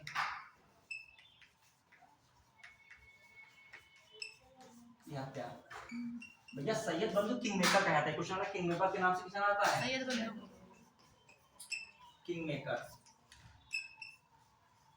मतलब डायरेक्ट हत्या नहीं करते, पहले जेल में डालते हैं, फिर अंधा करते, फिर आगे चल के क्या जाते हैं, मार ही दिए जाते हैं। शाही फरमान में तो 1717 में, हाँ इनका एक और पॉइंट लिखेगा, 1717 में जो इन्होंने क्या किया था, शाही फरमान लिखा।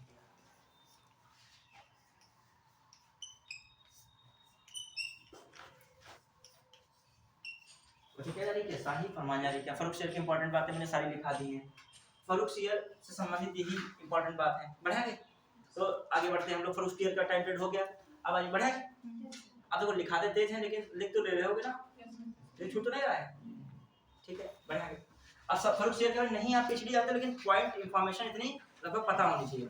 अच्छा, इसमें और एक आते हैं मेवाड़ के शासक अजीत सिंह, वो भी शामिल हो जाते हैं किसको मरवाने में, फर्रुख शेर को। क्लियर। अब आ जाइए 2-3 और पॉइंट जिसमें इनको हटा दिया। अगला लिखिएगा जो है कौन आएंगे, कोई बताएगा कौन आएगा बच्चों, कौन आएगा? राबिया उद दरजान, राबिया उद दरजान। क्लियर। राबिया दौरा न रख दीजिएगा, वो बाद में, वो कौन आएगा बाद में। इनके बारे में जानते हो क्या है मामला, क्या टाइम पीरियड है इनका? सर यही 28 फरवरी से 28 फरवरी 1700 कब 1719 ही रहेगा से इनका भी। इनका लगभग 6 जून 1719 रहता 19। है। क्वेश्चन आता है कभी कभी सबसे कम शासन वाला मुगल कालीन शासक, बच्चों मैं बोल रहा हूँ 28 फरवरी से 1719 से 6 जून। राबिया उद दरजा, राबिया उद दरजा, ठीक है, राबिया उद दरजा, दर्जी दरजा, जीत हटा दो, वो हटाओगे तो ये बन जाएगा, ठीक है बढ़िया। फिर राबिया उद दरजा, इसमें क्वेश्चन बन सकता है कि सबसे कम समय, सबसे कम समय शासन करने वाला,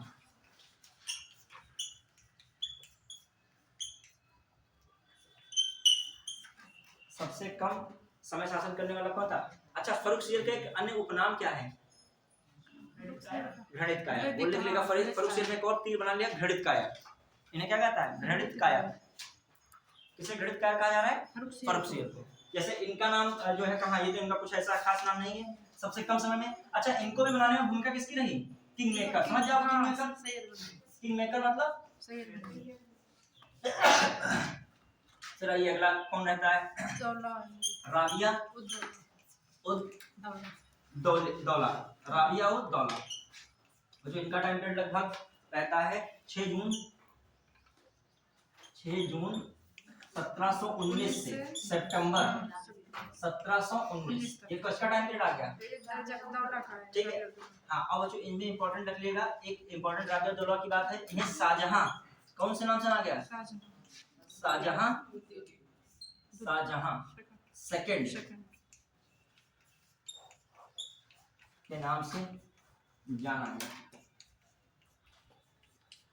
शाहजहां सेकंड के नाम से क्या कहता है? जाना गया। इंपॉर्टेंट बात है, राबिया उद दौला को ये टाइम पीरियड है शाहजहां सेकंड के नाम से जाना गया। क्लियर। किसको शाहजहां सेकंड नाम है? राबिया उद दौला को। इनको भी बनाने में किसकी भूमिका थी? King maker. कौन बनाने में लगा है इनको भी? King maker. बढ़ा गया। चलिए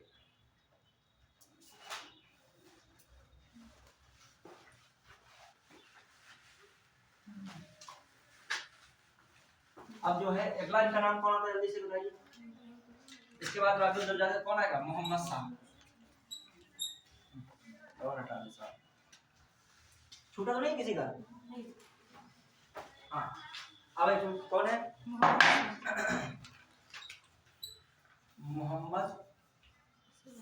मोहम्मद शाह। इन्हें क्या कहते हो? रंगीला। रंगीला इसलिए कहते हैं ये विलासतापूर्ण जीवन के लिए जाने जाते थे, इसीलिए इनका क्या नाम हो गया? रंगीला हो गया। ठीक है। इनका टाइम पीरियड जो टाइम पीरियड 1700 कब 19 से सितंबर 1719 से ही 1748 तक। क्लियर। याद रखिए कुछ पॉइंट्स इनके में 48 तक रहते हैं। कौन? मोहम्मद शाह रंगीला। तो जो पॉइंट याद रखिएगा क्या इंपॉर्टेंट है, सैयद बंधुओं की हत्या करते हैं, सैयद बंधुओं की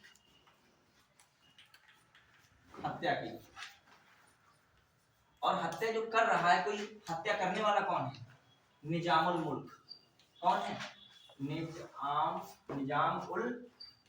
निजामुल मुल्क। कौन हत्या कर रहा है? समझ जाओगे इसका मतलब, ये लिख दिया समझ जाओगे ना तीर बना के। ये हत्या निजामुल मुल्क कर रहे हैं। अब निजामुल मुल्क को इसने क्या बनाया? वजीर बनाया। 1722 में निजाम उल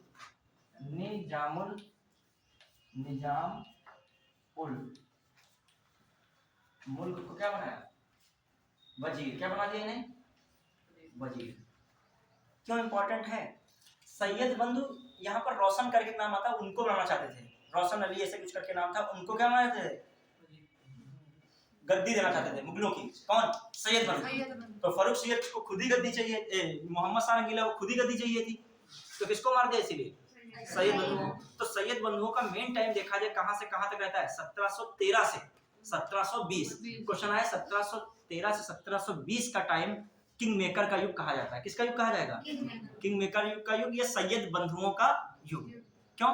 1713 से तुम देख रहे होगे लगातार ये क्या बना रहे हैं, यही तो सब बना रहे हैं उधर। तो कौन थे सैयद बंधु? नाम दो। अब्दुल्ला हुसैन, अब्दुल्ला खान और हुसैन खान। इन दोनों को किसके समय मार दिया जाता है? इन्हीं के समय। कौन मार देता है? निजामुल। निजामुल मुल्क को इस बदले में क्या बनाएगा? वजीर बनाएगा। अब आइए इंपॉर्टेंट नाम इसलिए है 1724 में, 1724 में निजामुल मुल्क ने इस्तीफा दे दिया, वजीर पद से वहां से क्या दे दिया? इस्तीफा दिया। और कहां चला गया? दक्कन चला गया। कौन चला गया? दक्कन। और वहां पर हैदराबाद की स्थापना, किसकी स्थापना की? तो क्वेश्चन आता है 1724 में हैदराबाद की स्थापना कौन करा? निजामुल मुल्क। क्लियर? तो 1724 में हैदराबाद की स्थापना कौन किया? कौन कर रहा है हैदराबाद की स्थापना? ये मैं ऊपर ही लिख दिया, समझ पाए कि नहीं? समझ लो इसका मतलब, मैं नाम बार बार नहीं लिख रहा हूँ। सब हैदराबाद की स्थापना, इसका मतलब कौन कर रहा है? और इसका बच्चों एक उपनाम भी है। उपनाम ऐसे लिख दूं या ब्रैकेट में आप लोग लिख लीजिएगा? उपनाम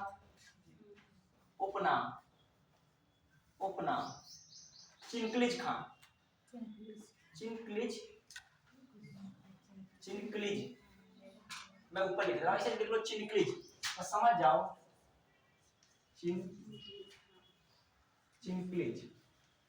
चिनकलिज खां। चिनकलिज आधा अंदर भी लाल रख सकते हो इसमें, ठीक है? चिनकलिज खां समझ जाओ बस। चिनकलिज खां भी किसका नाम था? निजामुल का। कभी कभी क्या आएगा, हैदराबाद की स्थापना किसने की? किसको लगा? चिनकलिज खां, ठीक है? रियल नाम इसका निजामुल मुल्क था। अब एक थोड़ा सा और मैं भी बता रहा हूँ इनके बारे में, अलग से इन्फॉर्म। चिनकलिज खां लिख लिए ना? आप देखो यही मैटर आगे चल के और बढ़ेगा। जो चिनकलिज खां है, इसी का लड़का हुआ, पुत्र हुआ नासिर जंग। कौन हुआ? नासिर जंग। कौन हुआ? नासिर जंग। और इसका पोता हुआ मुजफ्फर जंग। कौन हुआ?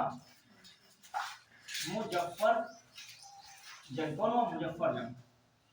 समझ रहे हो कि नहीं? इधर समझे, ये क्वेश्चन आता है कर्नाटक का युद्ध जुड़ गया, ठीक है?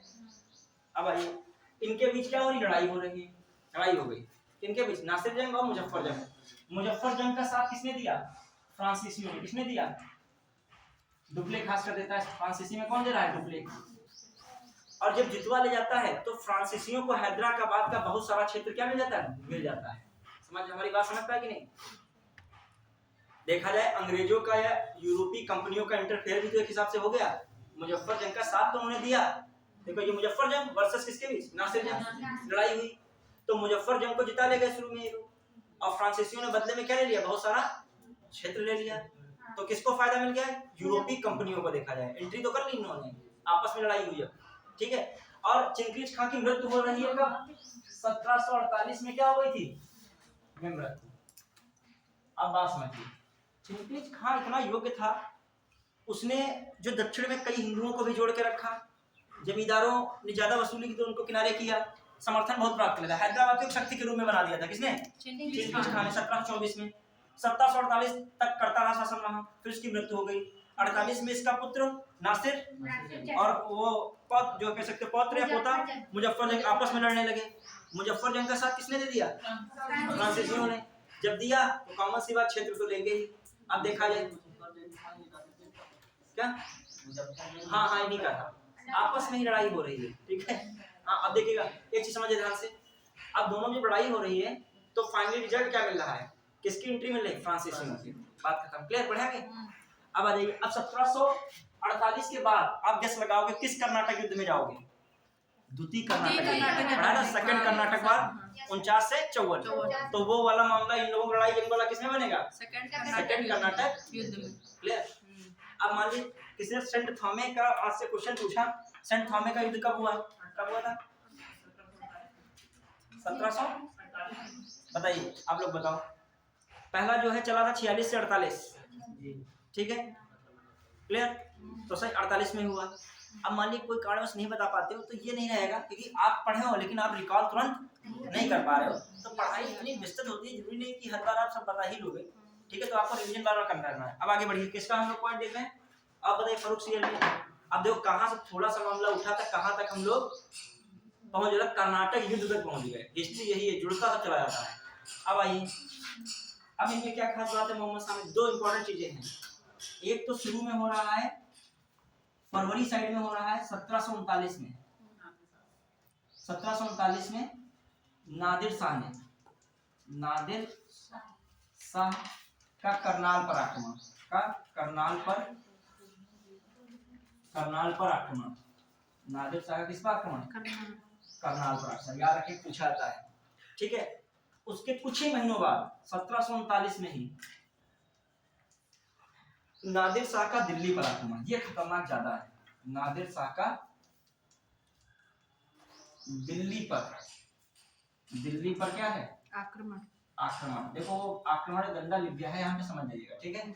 हाँ, 1739 में नादिर शाह का किस पर आक्रमण है, दिल्ली पर आक्रमण। पहले उस पे किया, फिर दिल्ली पर आक्रमण करने के लिए अवध के जो नवाब है सादत खान इनको बुला रहे हैं। कौन बुला रहा है, सादत खान किसको बुला रहे हैं, नादिर शाह को। कह रहे दिल्ली पर करो, कुछ मिल जाएगा, बहुत कुछ माल मसाला है वहां पर। कहां पर, दिल्ली में, क्योंकि मुगलों की राजधानी है में। अब दिल्ली पर जब करता है तब इसको फायदा तो बहुत होता है, नादिर शाह को बताने वाले फायदा नुकसान अपने ही होते हैं। अब इनको सादत खान बता दिया, अब नादिर शाह को यहाँ पर क्या मिल गया, तख्ते ताउस। क्या मिल गया, तख्ते ताउस ले गया अपने साथ। तख्ते ताउस का मतलब मयूर सिंहासन। इसको जो शाहजहां ने बनाया, किसने बनाया था, शाहजहां ने। किसने बनाया था, मुझे किसने बनाया था, शाहजहां। शाहजहां किसका यूज करता था, तख्ते ताउस। इसे मयूर सिंहासन भी कहता है। क्या कहता है, मयूर सिंहासन। क्या कहता है, मयूर सिंहासन। किसको, तख्ते ताउस को। क्लियर, टाइम देखें, टाइम तो बहुत तेज बढ़ रहा है, ठीक है, कवर करते लेगा। अभी है 12:15 तक क्लास रखेंगे लगभग, ठीक है, मतलब 15 मिनट थोड़ा ज्यादा ही रखेंगे। फिर अब देखिए, हाँ, क्या नादिर शाह का करनाल पर आक्रमण, किस पर है, करनाल पर आक्रमण। छूट गए, वहां तक हम पहुंच गए हैं, तो देखिएगा। अब ध्यान देना, करनाल पर आक्रमण, फिर किस पर है, दिल्ली पर आक्रमण। जब दिल्ली पर इसने आक्रमण किया तब इसने तख्ते ताउस को ले लिया, अपने साथ ले गया, साथ साथ कोहिनूर हीरा भी ले गया। किसको ले गया, कोहिनूर हीरा भी अपने साथ ले गया। कौन, अब बहुत लोगों को लाद वाद के लिए चला गया, घोड़ों पे जो मतलब गुलाम बनाने की दृष्टि से, या लड़कियां हो या लड़के हो, जिसका जिस तरीके का यूज हो सकता था उसको उस हिसाब से लिए गया। बूढ़े हो या बुजुर्ग हो, चाहे लड़के हो या लड़कियां हो, ठीक है। कहाँ, अफगान। अच्छा, अब मैटर, सादत खान ने इसकी क्या की थी, मदद की थी। सादत खान से कहा तुम भी लाओ 20 कौन। सादत खान इसी टेंशन में खुद ही आत्महत्या कर ली। तो ये जान लीजिएगा, जो गलत करोगे तो गलत भरोगे। उन्होंने इनका सपोर्ट किया, अब बाद में खुद ही सादत खान को भी किसने नहीं छोड़ा, नादिर शाह ने। क्लियर, बढ़िया आगे चलिए। तो मामला ये तक, यहाँ तक हम लोग पहुंच गए। अब आइए मोहम्मद शाह में और क्या इंपॉर्टेंट है, मोहम्मद शाह में कुछ और इंपॉर्टेंट है। इनके समय कौन तत्कालीन वो चल रहा है, जो है किसकी, वो छत्रपति की कुर्सी चल रही है, साहू जी की। और कौन से तत्कालीन इसमें पेशवा चल रहे हैं, बालाजी बाजीराव। क्लियर, चलिए आप कुछ और नया निकलेगा किसमें जोड़ लीजिएगा आगे चल के, मोहम्मद शाह में, ठीक है। चलिए आगे बढ़ते हैं हम लोग। मोहम्मद शाह के बारे में हो गया क्लियर। अब आ जाइए अगला। रंगीला इसलिए कहा जा रहा है इनको क्योंकि बड़ी विलासितापूर्ण इसमें रहते हैं। अब देखो, इससे ऊपर कहानियां इसमें लिखने की मुझे नहीं लगता है कोई बहुत ज्यादा जरूरत है। या कहानियां बताई जाएंगी तो ये पॉइंट्स क्या हो जाएंगे, सब जो मेन ज्यादा प्रायोरिटी एग्जाम में आने की वो चीजें क्या हो सकती हैं, छूट सकती हैं। अब लगने लगा कि जो है पढ़ाई जो है सेल्फ स्टडी तो तुम्हारी ज्यादा हो रही है, लगने लगा होगा इन्फॉर्मेशन से। अभी लास्ट क्लास तक तुम्हारी बहुत सी चीजें क्या हो जाएंगी, कवर हो जाएंगी। अब लिखेगा इसमें अगला कौन आ रहा है, फटाफट लिख दीजिएगा, निपटा ही दीजिए इन लोगों को ही। पूरा उत्तराधिकारी कौन आ रहा है, बताइए फटाक से, कौन आ रहा है इसके बाद, फटाक से बताइए कौन है इसके बाद, मोहम्मद शाह रंगीला के बाद अहमद शाह। कौन है, अहमद शाह। अहमद शाह कितना है, 1748 से कब तक है, 54 तक। अहमद शाह का मामला ये है कि ये अपनी जो रानी है उनकी माँ होती है उद्यम बाई। कौन होती हैं, उद्यम बाई। उद्यम बाई उद्यम बाई के हाथों में राजकाज का कार्य देते हैं, राज्य का कार्य सौंप देते हैं और अपना मस्ती करते हैं सौंप देते हैं। तो मन नहीं हो रहा है इधर काम वाम करने का, आराम करने को हो रहा है, ठीक है। अब उद्यम बाई रानी की क्या थी, इनकी रानी की माँ थी। अब उद्यम बाई अध्यक्ष थी, कुछ कर नहीं पाती थी। इसकी माँ थी? नहीं, उद्यम बाई रानी की माँ थी, ये तो राजा है, अच्छा अच्छा। ठीक है। अब इसको सौंप देते हैं, उद्यम बाई लेडीज का नाम रखेगा। उद्यम बाई के समय किसको क्या सौंप दिया गया, राजकाज किसको सौंप दिया गया, क्लियर। और आ जाइए, एक और उद्यम बाई मामला क्या है, ये इनका जो है प्रेम प्रसंग किसी से जावेद खान था। कौन खान, जावेद खान। और दोनों लोग अकुशल थे, साम्राज्य की ऐसी की तैसी कर दी गई, ठीक है। तो कॉमन सी बात है, फिर यहाँ पर मामला बिगड़ जाएगा और कुछ बढ़ नहीं पाएंगे। लगभग कितने साल शासन रहता है, 1748 से 54, क्लियर। अब आगे देखते हैं, किला ए बलात करके कुछ नाम आता है, मैं लिखा दूंगा, इनकी पोस्ट थी किला करके कुछ है, इनको और एक नाम दिया किला ए बलात या किला करके एक नाम था, किला ए करके, वो भी मैं बता दूंगा कहीं आएगा वर्ड, मैंने पढ़ा इनके बारे में, किला ए कुछ करके इनको उपाधि भी दी जाती है, ठीक है। अब आ जाइए, अहमद खां के बाद और कौन इंपॉर्टेंट आ रहा है, अहमद जो है आलमगीर सेकंड, कौन आएगा, आलमगीर सेकंड, ऊपर तो दिखता ही नहीं है, आलमगीर सेकंड, आलमगीर सेकंड है। आलमगीर सेकंड जो ध्यान दीजिएगा, कब से कब तक रहा, 1754 से कब तक रहा, 1700, जो आपका ये मिलेगा आपका कहाँ है, 1748 से 54 रहा है। और फिर ये आपका मिलेगा, ज्यादा टाइम इसका रहता नहीं है, 56 ही तक रहता है। कब तक रहता है, 56 तक रहेगा, क्लियर, ज्यादा नहीं रहेगा इसका टाइम पीरियड आगे, क्लियर। ये कौन है आपका, आलमगीर सेकंड, ठीक, 59 तक रहेगा, सही है, 59 ही है, क्योंकि अभी पता है क्यों, क्योंकि इसमें 17 अभी गलत नहीं होगा, क्यों, क्योंकि अभी मैं दिमाग में एक चीज आ गई, देखो जब आप डिटेल से पढ़ोगे रटोगे फैक्ट तो फंस जाओगे। अब मेरे ध्यान आ गया, आलम जो है सहालम, जो कौन उसका नाम है, अफगान से कौन आया था उस समय पढ़े थे, 1761 के पानीपत के युद्ध में कौन आएगा आगे, अहमद शाह अब्दाली। तो अहमद शाह अब्दाली दिल्ली पर भी अटैक करता है 1757 में, कब करता है, 1757 में, इससे पहले भी अटैक कर चुका होता है, कौन, अहमद शाह अब्दाली। किसके टाइम पे कर चुका होता है, एक बार क्वेश्चन आया, अहमद शाह अब्दाली ने किसके समय भारत पर अटैक किया, और वहां पर मुगल शासन में इसका नाम था आलमगीर सेकंड, किसको टिक लगा देना था, क्लियर। और दिमाग में लोगों के वही रहा, वालाजी बाजीराव, पेशवा, सब वही, सदाशिव भाऊ सब रहा। अब देखिएगा इसके समय क्या है इंपॉर्टेंट, 1757 में, 1757 में किसने अटैक किया, दिल्ली पर, दिल्ली पर आक्रमण, दिल्ली पर आक्रमण किसका हुआ, अहमद शाह अब्दाली, अहमद शाह कौन है, अब्दाली, अहमद शाह अब्दाली का अटैक किस पर रहा, दिल्ली पर अटैक रहा, क्लियर। अब आ जाइए, तो अहमद शाह अब्दाली, अब ये अहमद शाह अब्दाली बताता है जब गया है तो कुछ चीजों को बना के गया है। क्वेश्चन आया था, मैं प्रीवियस ईयर में क्वेश्चन देख रहा था कि रोहेला सरदार किसको अहमद शाह अब्दाली यहाँ का मुख्य एजेंट बना के गया था, ऐसा करके कुछ क्वेश्चन था, ठीक है। तो यहाँ से 2 पॉइंट रखिएगा, इसने वजीर किसको बना के यहाँ से गया था, वजीर किसको बनाया था, इमादुल मुल्क, लिख लीजिएगा, वजीर किसको बनाया, जब यहाँ से गया है तो वजीर किसको बनाया इसने, इमादुल मुल्क, इमादुल मुल्क, इमादुल मुल्क,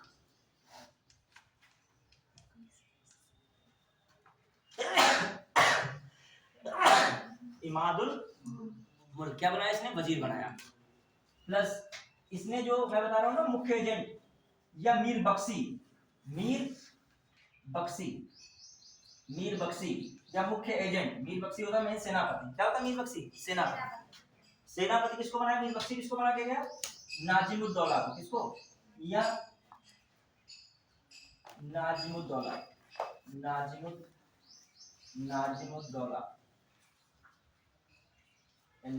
से देखो, नाजिमुद्दौला। तो नाजिम वर्ड आए तो कौन रहेगा, मीर बख्शी या मुख्य एजेंट, और इमादुल मुल्क होगा तो क्या बनना है, और इसके समय मुगल तो यही छोड़ के जाता है, आलमगीर सेकंड का है तुम ही बने रहो, कोई दिक्कत नहीं है, क्लियर। ये कब आ रहा है इसका अटैक, दिल्ली पर इससे पहले भी हो चुका है। अब आ जाइए आलमगीर सेकंड, अच्छा आलमगीर किसका नाम था जानते हो, आलमगीर किसका नाम था, औरंगजेब का। आलमगीर सेकंड खुद का एक शासक बना। अब आ जाइए अगला कौन बचा है इसके बाद, हटा इसको, इसमें कुछ ज़्यादा खास था नहीं। हाँ एक और चीज लिखिएगा, 1757 वो प्लासी का वार किसके समय हो रहा है, लिख लेगा 1757 में प्लासी का युद्ध। अब देखो जुड़े हैं कि नहीं आगे चीजों से, ये इसलिए बताना है क्योंकि किससे जुड़ रहे हैं, अंग्रेजों के समय से जुड़ रहे हैं। 1757 का प्लासी का युद्ध, बढ़िया है। चलिए अब आइए इसके बाद फटाक से कौन आएगा, कौन आ रहा है, साहलम द्वितीय। कौन आएगा, साहलम द्वितीय। साहलम द्वितीय। अब देखो इनका टाइम पीरियड दो भाग में बांटा है, इनका टाइम पीरियड। एक इनका टाइम पीरियड मानता है अक्टूबर 1759 से जुलाई 1788, फिर अक्टूबर 1788 से आगे तक चलता है, कब तक, 1806 कब तक चलता है। तो फाइनली इनका टाइम दो में एक में देख सकते हो, 1759 से लेकर क्या रहा, कब रहा, 1806। ऐसा है दो बार का कार्यकाल किसके रहता है, किसके समय, साहलम सेकंड। एक तो रह रहा है अक्टूबर 1759 से जुलाई 1788, फिर अक्टूबर 1788 से 1806। क्लियर, ये किसके विषय में बात है, साहलम द्वितीय। अब आइए इनके विषय में क्या रहता है, बक्सर का युद्ध। इनके समय क्या होता है, बक्सर का युद्ध हो रहा है। अभी इसकी चर्चा की ही जाएगी। 1700 कब हुआ, 64, बक्सर का युद्ध 1764 में। क्लियर। फिर आइए इलाहाबाद की संधि, इलाहाबाद की संधि, हाँ दो में हुई थी, हाँ 12 अगस्त और 16 अगस्त 1765। तो अभी फिलहाल मैं बताऊं इलाहाबाद की संधि बच्चों कब हुई, 1765 में। ध्यान रखिएगा इलाहाबाद की संधि 1765 में हुई। तो उस समय इनको कहाँ कैद किया गया, इस संधि के तहत इलाहाबाद में कैद रखा गया, इलाहाबाद में कैद रखा गया। इलाहाबाद में हिसाब से क्या रहे, कैद रहे। किस संधि से, इलाहाबाद की संधि से। क्लियर।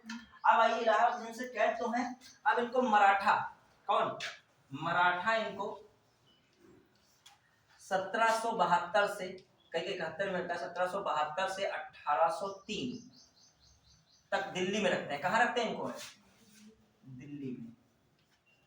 समझना ये वर्ड, मतलब मराठा है, इनको इलाहाबाद से कहाँ ले आते हैं, दिल्ली। कब से कब तक मराठों के अधीन के हिसाब से रहते हैं, 1772 से 1803।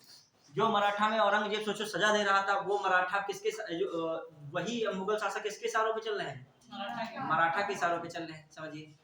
अब आइए मतलब दिल्ली तक इनको रखने में किसकी भूमिका थी, वरना ये इलाहाबाद में ही पड़े थे। क्लियर, समझ रहे हो कि नहीं। अब आइए फिर से 1803 से किसकी अधीनता स्वीकार कर लेते हैं, 1803 से अंग्रेजों के अधीन हो जाते हैं। किसके अधीन हो गए, फिर से अंग्रेजों के अधीन, फिर से अंग्रेजों के क्या हो गए, अधीन हो गए। ये किसकी बातें चल रही है, साहलम सेकंड। क्लियर।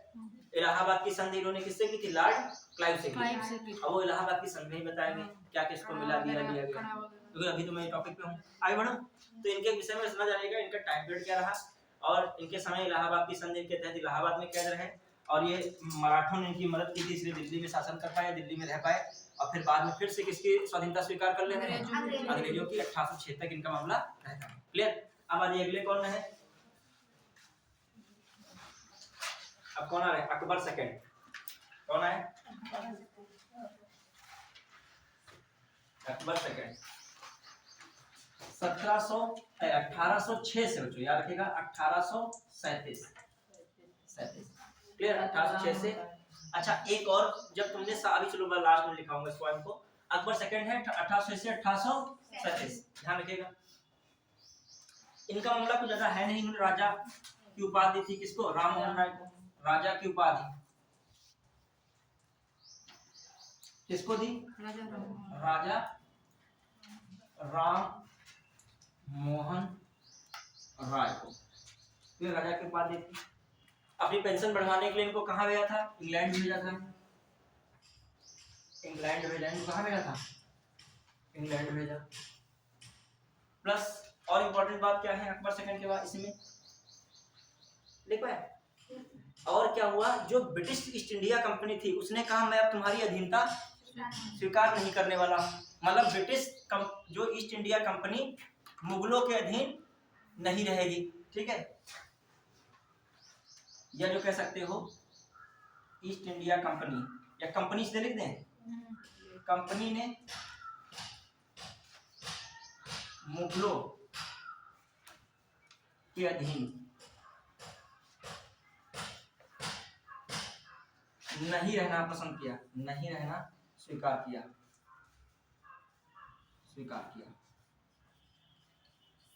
ठीक है। कंपनी ने मुगलों के अधीन नहीं रहना स्वीकार किया या नहीं रहना पसंद किया, क्योंकि अब इनके पावर तो क्या हो चुकी, जा ही चुकी है, तो मैटर बचा नहीं हो।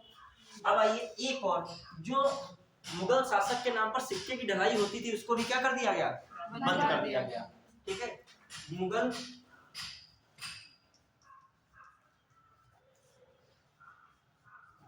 मुगल शासकों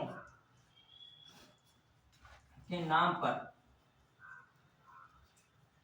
सिक्के ढलाई क्या की गई, सिक्के की ढलाई बंद की गई, बंद। मतलब मुगलों के नाम पर सिक्के की ढलाई, मुगल शासकों के नाम पर जो सिक्के की ढलाई होती थी उसको क्या कर दिया गया, बंद कर दिया गया। किसकी बातें आ रही हैं, 1806 में। बढ़िया के चलिए अगला पॉइंट है, बढ़ाए। अब सबसे अंतिम वाले कौन बचे हैं, कौन बचे, बहादुर शाह, हाँ, बहादुर शाह सेकंड, या इन्हें कह सकते हो बहादुर शाह जफर, बहादुर शाह जफर, बहादुर शाह जफर। अब आइए, अब देखिएगा इसमें इनका टाइम पीरियड क्या मनाता है, 1837 से 57 तक, क्लियर।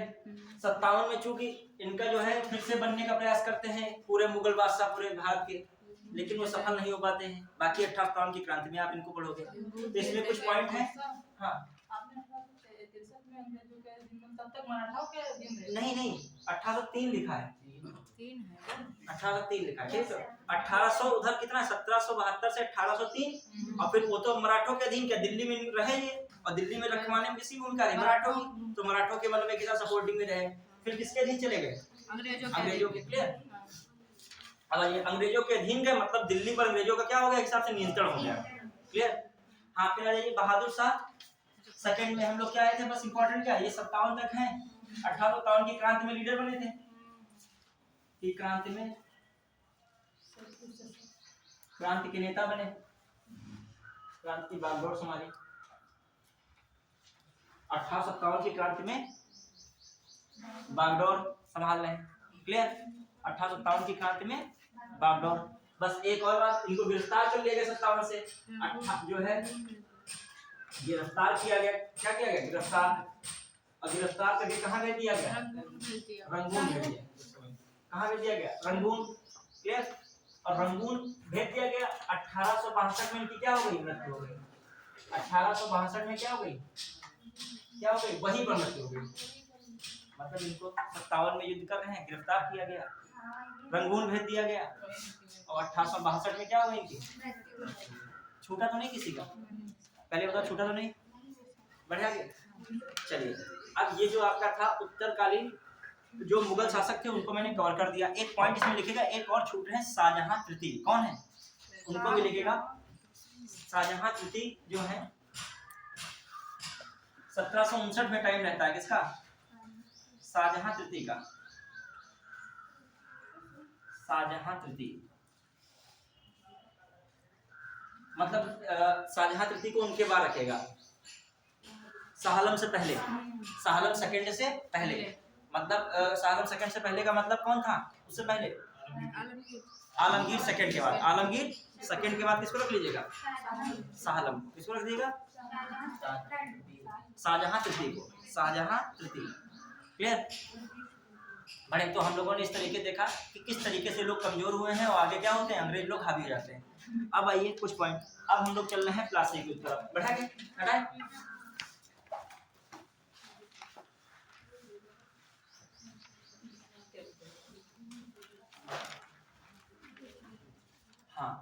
अब देखिए क्या मामला है फिर से। अब देखो क्या है, थोड़ा सा रिकॉल कीजिएगा अपना, ठीक है। हाँ अब देखो एक बार ऐसे मेरे साथ बोल दीजिएगा क्या क्या मैंने कवर किया है। आप फटाक से देखो, जो सबसे पहले आए थे सीक्वेंस में, जैसे मैं सीक्वेंस बताइए, तो सीक्वेंस में आपको वो तो पता ही, सबको पता था बाबर है, बाबर के बाद हुमायूं है, हुमायूं के बाद अकबर है, अकबर के बाद कौन है, जहांगीर है, जहांगीर के बाद कौन है, शाहजहां है, शाहजहां के बाद औरंगजेब, औरंगजेब तो जनरली सबको पता रहता है। एग्जाम में क्वेश्चन कभी कभी इसके बाद क्या करता है, सीक्वेंस पूछता है। सीक्वेंस में क्या रहता है, सीक्वेंस में आपको क्या रहेगा, इसके बाद कौन आ रहे हैं, मुअज्जम, मुअज्जम के बाद कौन आ रहे हैं, जहादार, जहादार के बाद कौन आ रहा है, फर्रुखसियर, फर्रुखसियर के बाद कौन आ रहे हैं, राबिया और दरजा, फिर राबिया और दौला, फिर मोहम्मद शाह रंगीला, फिर अहमद शाह, फिर आलमगीर, आलमगीर के बाद शाहजहां तृतीय, फिर शाह आलम सेकंड, फिर अकबर सेकंड, और फिर कौन आया है, बहादुर। क्लियर। अब आइए देखो, जितना भी पढ़िए उसको थोड़ा रिकॉल में जरूर करिए। अब हम लोग बढ़ रहे हैं किधर की ओर, बंगाल। किधर बढ़ रहे हैं, बंगाल। ऐसे बहुत क्षेत्र हैं, जब अंग्रेजी साम्राज्य का विस्तार देखोगे, हर क्षेत्र में देखोगे। मैसूर का विस्तार हुआ, मैसूर में एक छोटी सी रैंक से गया, एंट्री कौन किया था, हैदर अली। वहाँ के जो मंत्री थे उनकी बहुत चलती थी मैसूर में, नंजराज, नंजराज को किनारे करके 1761 में मैसूर पर अधिकार किसने किया था, फाइनली हैदर अली ने। और फिर उसने विस्तार जब किया तो अंग्रेज बीच में अड़चन बन रहे थे, तो हम लोग 4 आंग्ल मैसूर पढ़ेंगे, प्रथम, द्वितीय, तृतीय, चतुर्थ, फर्स्ट, सेकंड, थर्ड, फोर्थ, ठीक है। ब्रिटिश, आंग्ल जो ब्रिटिश, और कौन है, मैसूर वार, ब्रिटिश मैसूर वार पढ़ोगे, ठीक है। अब आ जाइए उसके अलावा जो हम लोग इधर देखें, बंगाल। अब दो क्षेत्र बटे हैं, अब सब क्षेत्रों में विस्तार करना ना अंग्रेजों को। अंग्रेज मैसूर में लड़ाई करेंगे तो किससे करेंगे, किससे करेंगे, हैदर अली से और उनके बेटे टीपू सुल्तान से। क्लियर। जब बंगाल में आएंगे तो बंगालों के नवाब से लड़ाई करेंगे, जब पंजाब में पहुंचेंगे तो उनकी लड़ाई रणजीत सिंह वगैरह शुरू हो जाएगी, सिख वगैरह से। मराठा में जाएंगे तो पेशवाओं से इनकी क्या शुरू हो जाएगी, लड़ाई हो जाएगी। कॉमन सी बात, जहाँ क्षेत्र विस्तार करोगे वहां के लोगों से ही क्या करना पड़ेगा, निपटना तो पड़ेगा। क्लियर। अब आ जाइए, अब हम लोग देखते हैं किसमें सबसे पहले बंगाल, क्योंकि स्टार्टिंग मेन जो हो रही है कहां से हो रही है, बंगाल से। अब अंग्रेजों का बंगाल में क्या सीन है, एक दिन हम यहाँ से पढ़ा के गए दूसरी जगह, तो वहां का सब गिरे वगैरह पड़े थे कहीं रास्ते रास्ते में, क्या मतलब लथपथ था ये सब, गिरे विरे सब है क्या, थोड़ा झाड़ उड़ लीजिए, हम ध्यान नहीं दिए ताकि लथपथ है। होली एक प्रकार चल रही है लोगों के बीच में, चाक से क्या चल रही है, कितना सब गंदा हाल हो गया। हाँ अब आइए देखते हैं, देखिए अब ध्यान ही ना दो इधर। हाँ देखिए क्या बंगाल में हम लोग चल रहे हैं, बंगाल में क्या मामला है, ध्यान देना। बंगाल एक ऐसी सोने की चिड़िया है, उनके भारत सोने की चिड़िया नहीं थी। हम लोग कहते हैं पूरा भारत सोने की चिड़िया, अंग्रेजी में भारत नहीं था सोने की चिड़िया, भारत नहीं मैं कह रहे थे, भारत सोने की चिड़िया है ही नहीं। मेन तो तिजोरी जो कहाँ है, पूरे घर में डकैती पड़ी है, तो जो डकैत डालने वाला होगा डाकू, उसका टारगेट ये तुम्हारा लॉबी और ये ड्राइंग रूम नहीं होगा, उसका टारगेट असली का होगा यहाँ तिजोरी है सपोज है। तो अंग्रेजों की डकैती चल रही थी बंगाल में, उन्होंने ये समझ लिया। देखो फ्रांसीसी एक हिसाब से 15 मिनट थोड़ा सा बस, हाँ फ्रांसीसी जो है क्या थे, फ्रांसीसी मद्रास को टारगेट किए थोड़ा, ठीक है। हाँ फ्रांसीसी क्या मद्रास को टारगेट किए, लेकिन उन्होंने कुछ मद्रास में हाथ नहीं लगा, क्योंकि मद्रास कुंजी थी ही नहीं, तिजोरी, वो गलत रूम में पहुंच गए डकैती डालने। और अंग्रेज उन्होंने टारगेट क्या कर लिया, तिजोरी कहाँ है, बंगाल में। अभी बंगाल में 6 करोड़ से ऊपर, मतलब जो प्लासी का युद्ध हुआ इससे पहले, प्लासी का युद्ध हुआ 57 में, इससे पहले बताया था वहां 6-7 करोड़ की चांदी का निर्यात होता था, करोड़ों रुपए का उस समय करोड़, जब आने वाने में सैलरी होती थी, आने वाने में तब वहां कितने का व्यापार होता था, करोड़ों में। 1 रुपया तो बहुत बड़ी, मतलब बहुत बड़ी रकम होती थी 1 रुपया, उस समय वहां करोड़ों का क्या होता था व्यापार। तो अंग्रेजों ने सबसे पहला टारगेट कहाँ बनाया, अब उनको लत किसने लगाई, फर्रुखसियर ने। 1757 में लत किसने लगवा दी, फर्रुखसियर। फर्रुखसियर ने इनको कहा कि आप 1 साल में इतना रुपया दे दो, फिर साल भर क्या करो, अजर्रा व्यापार करो, चाहे खुद निजी व्यापार करो, चाहे कुछ करो, यहाँ पर कोई मेरे से मत लेना देना नहीं है। लेकिन जब आगे ये आके मामला और ये लोग अपना बढ़ा देते हैं, दुरुपयोग करने लगते हैं, वहां के जो व्यापारिक अधिकार मिले होते हैं उनका दुरुपयोग बहुत कायदे से कर रहे होते हैं, कौन, अंग्रेज। तब मामला कौन फिर दिक्कत पैदा करता है, सिराजुद्दौला। बंगाल का नवाब कौन है, सिराजुद्दौला। शुद्ध रहो, ये सब बवाल नहीं चलेगा।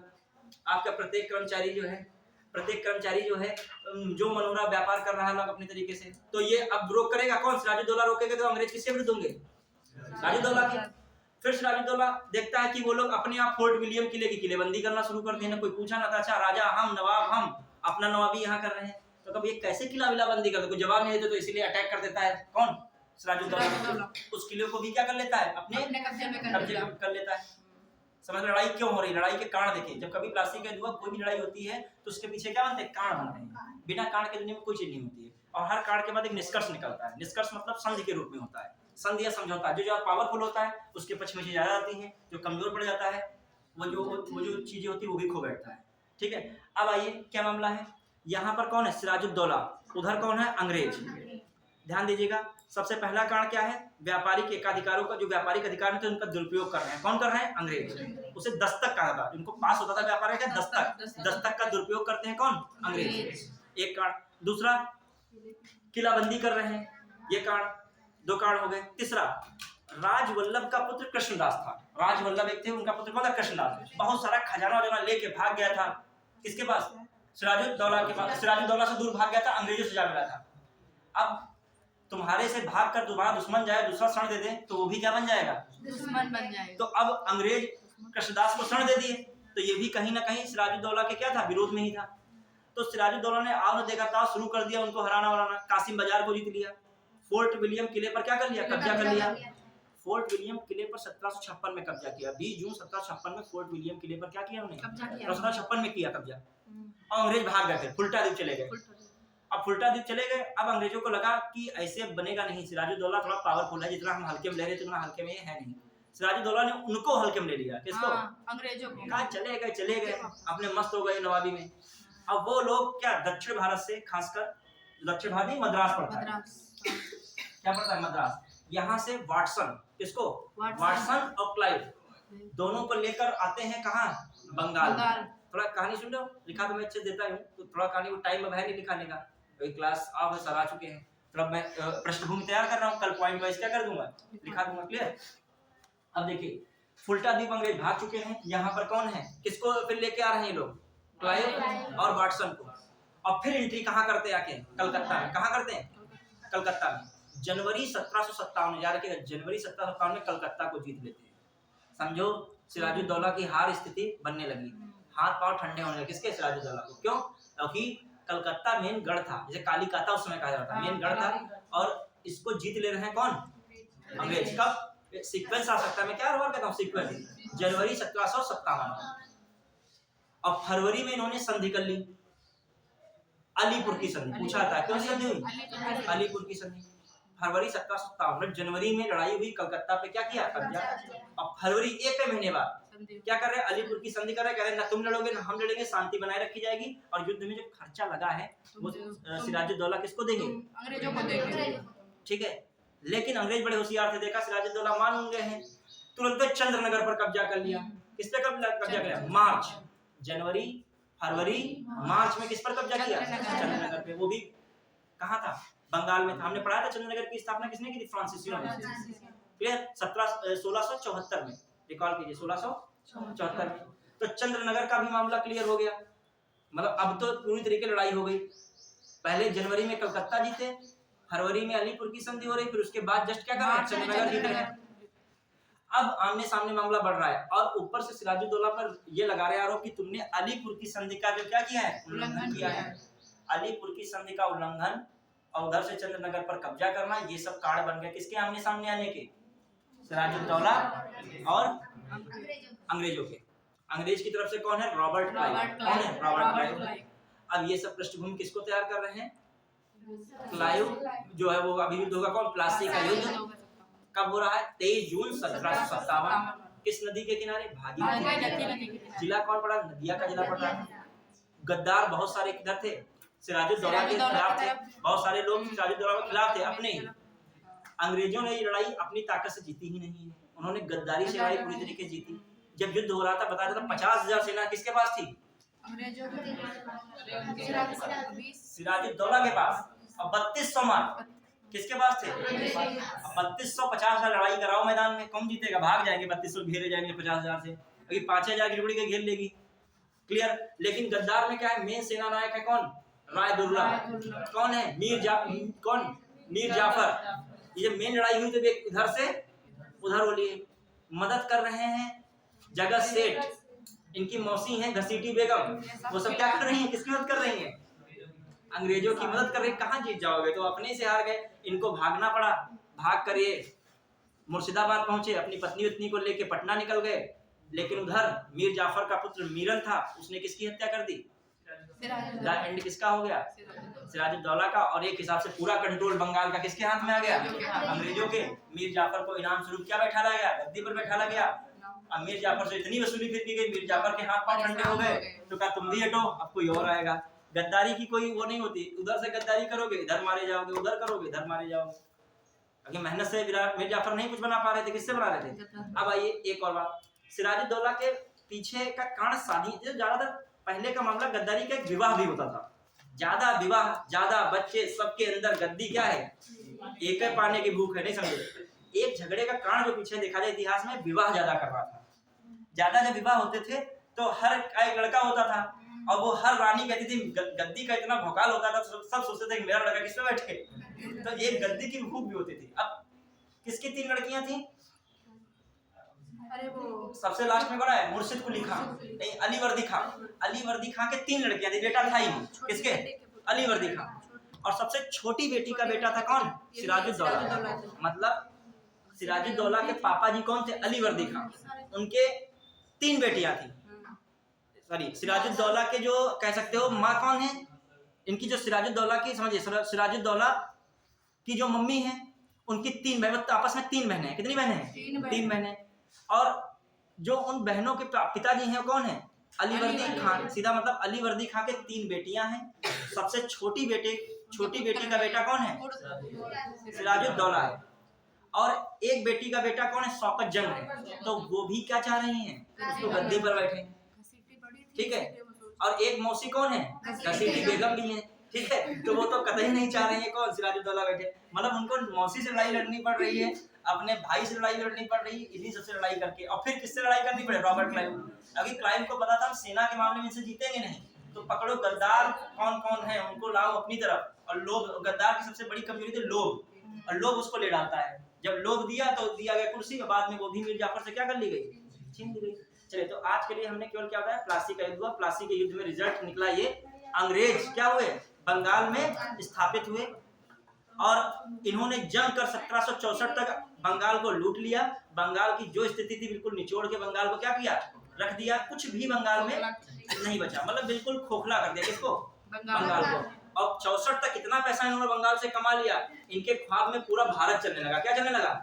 मतलब एक बंगाल तिजोरी पा गए ना, अब मकान तो बना ही लेंगे पूरा। तो ये पूरा मामला आज के लिए क्या हुआ? समाप्त। अब कल जो हम लोग का रहेगा, हाँ, ब्लैक होल की घटना भी इसी में हो रही है। सिराजुद्दौला एक और गलत काम कर देता है। गलत क्या है? वो अपना बदला लेने के हिसाब से एक छोटे कमरे में सबको भर देता है। कल जब मैं दिखाऊंगा तो इस घटना को भी हॉलवेल ने इसकी पुष्टि की थी, तो इसको भी मैं क्या करूंगा? लिखा दूंगा। क्लियर? तो आज के दिन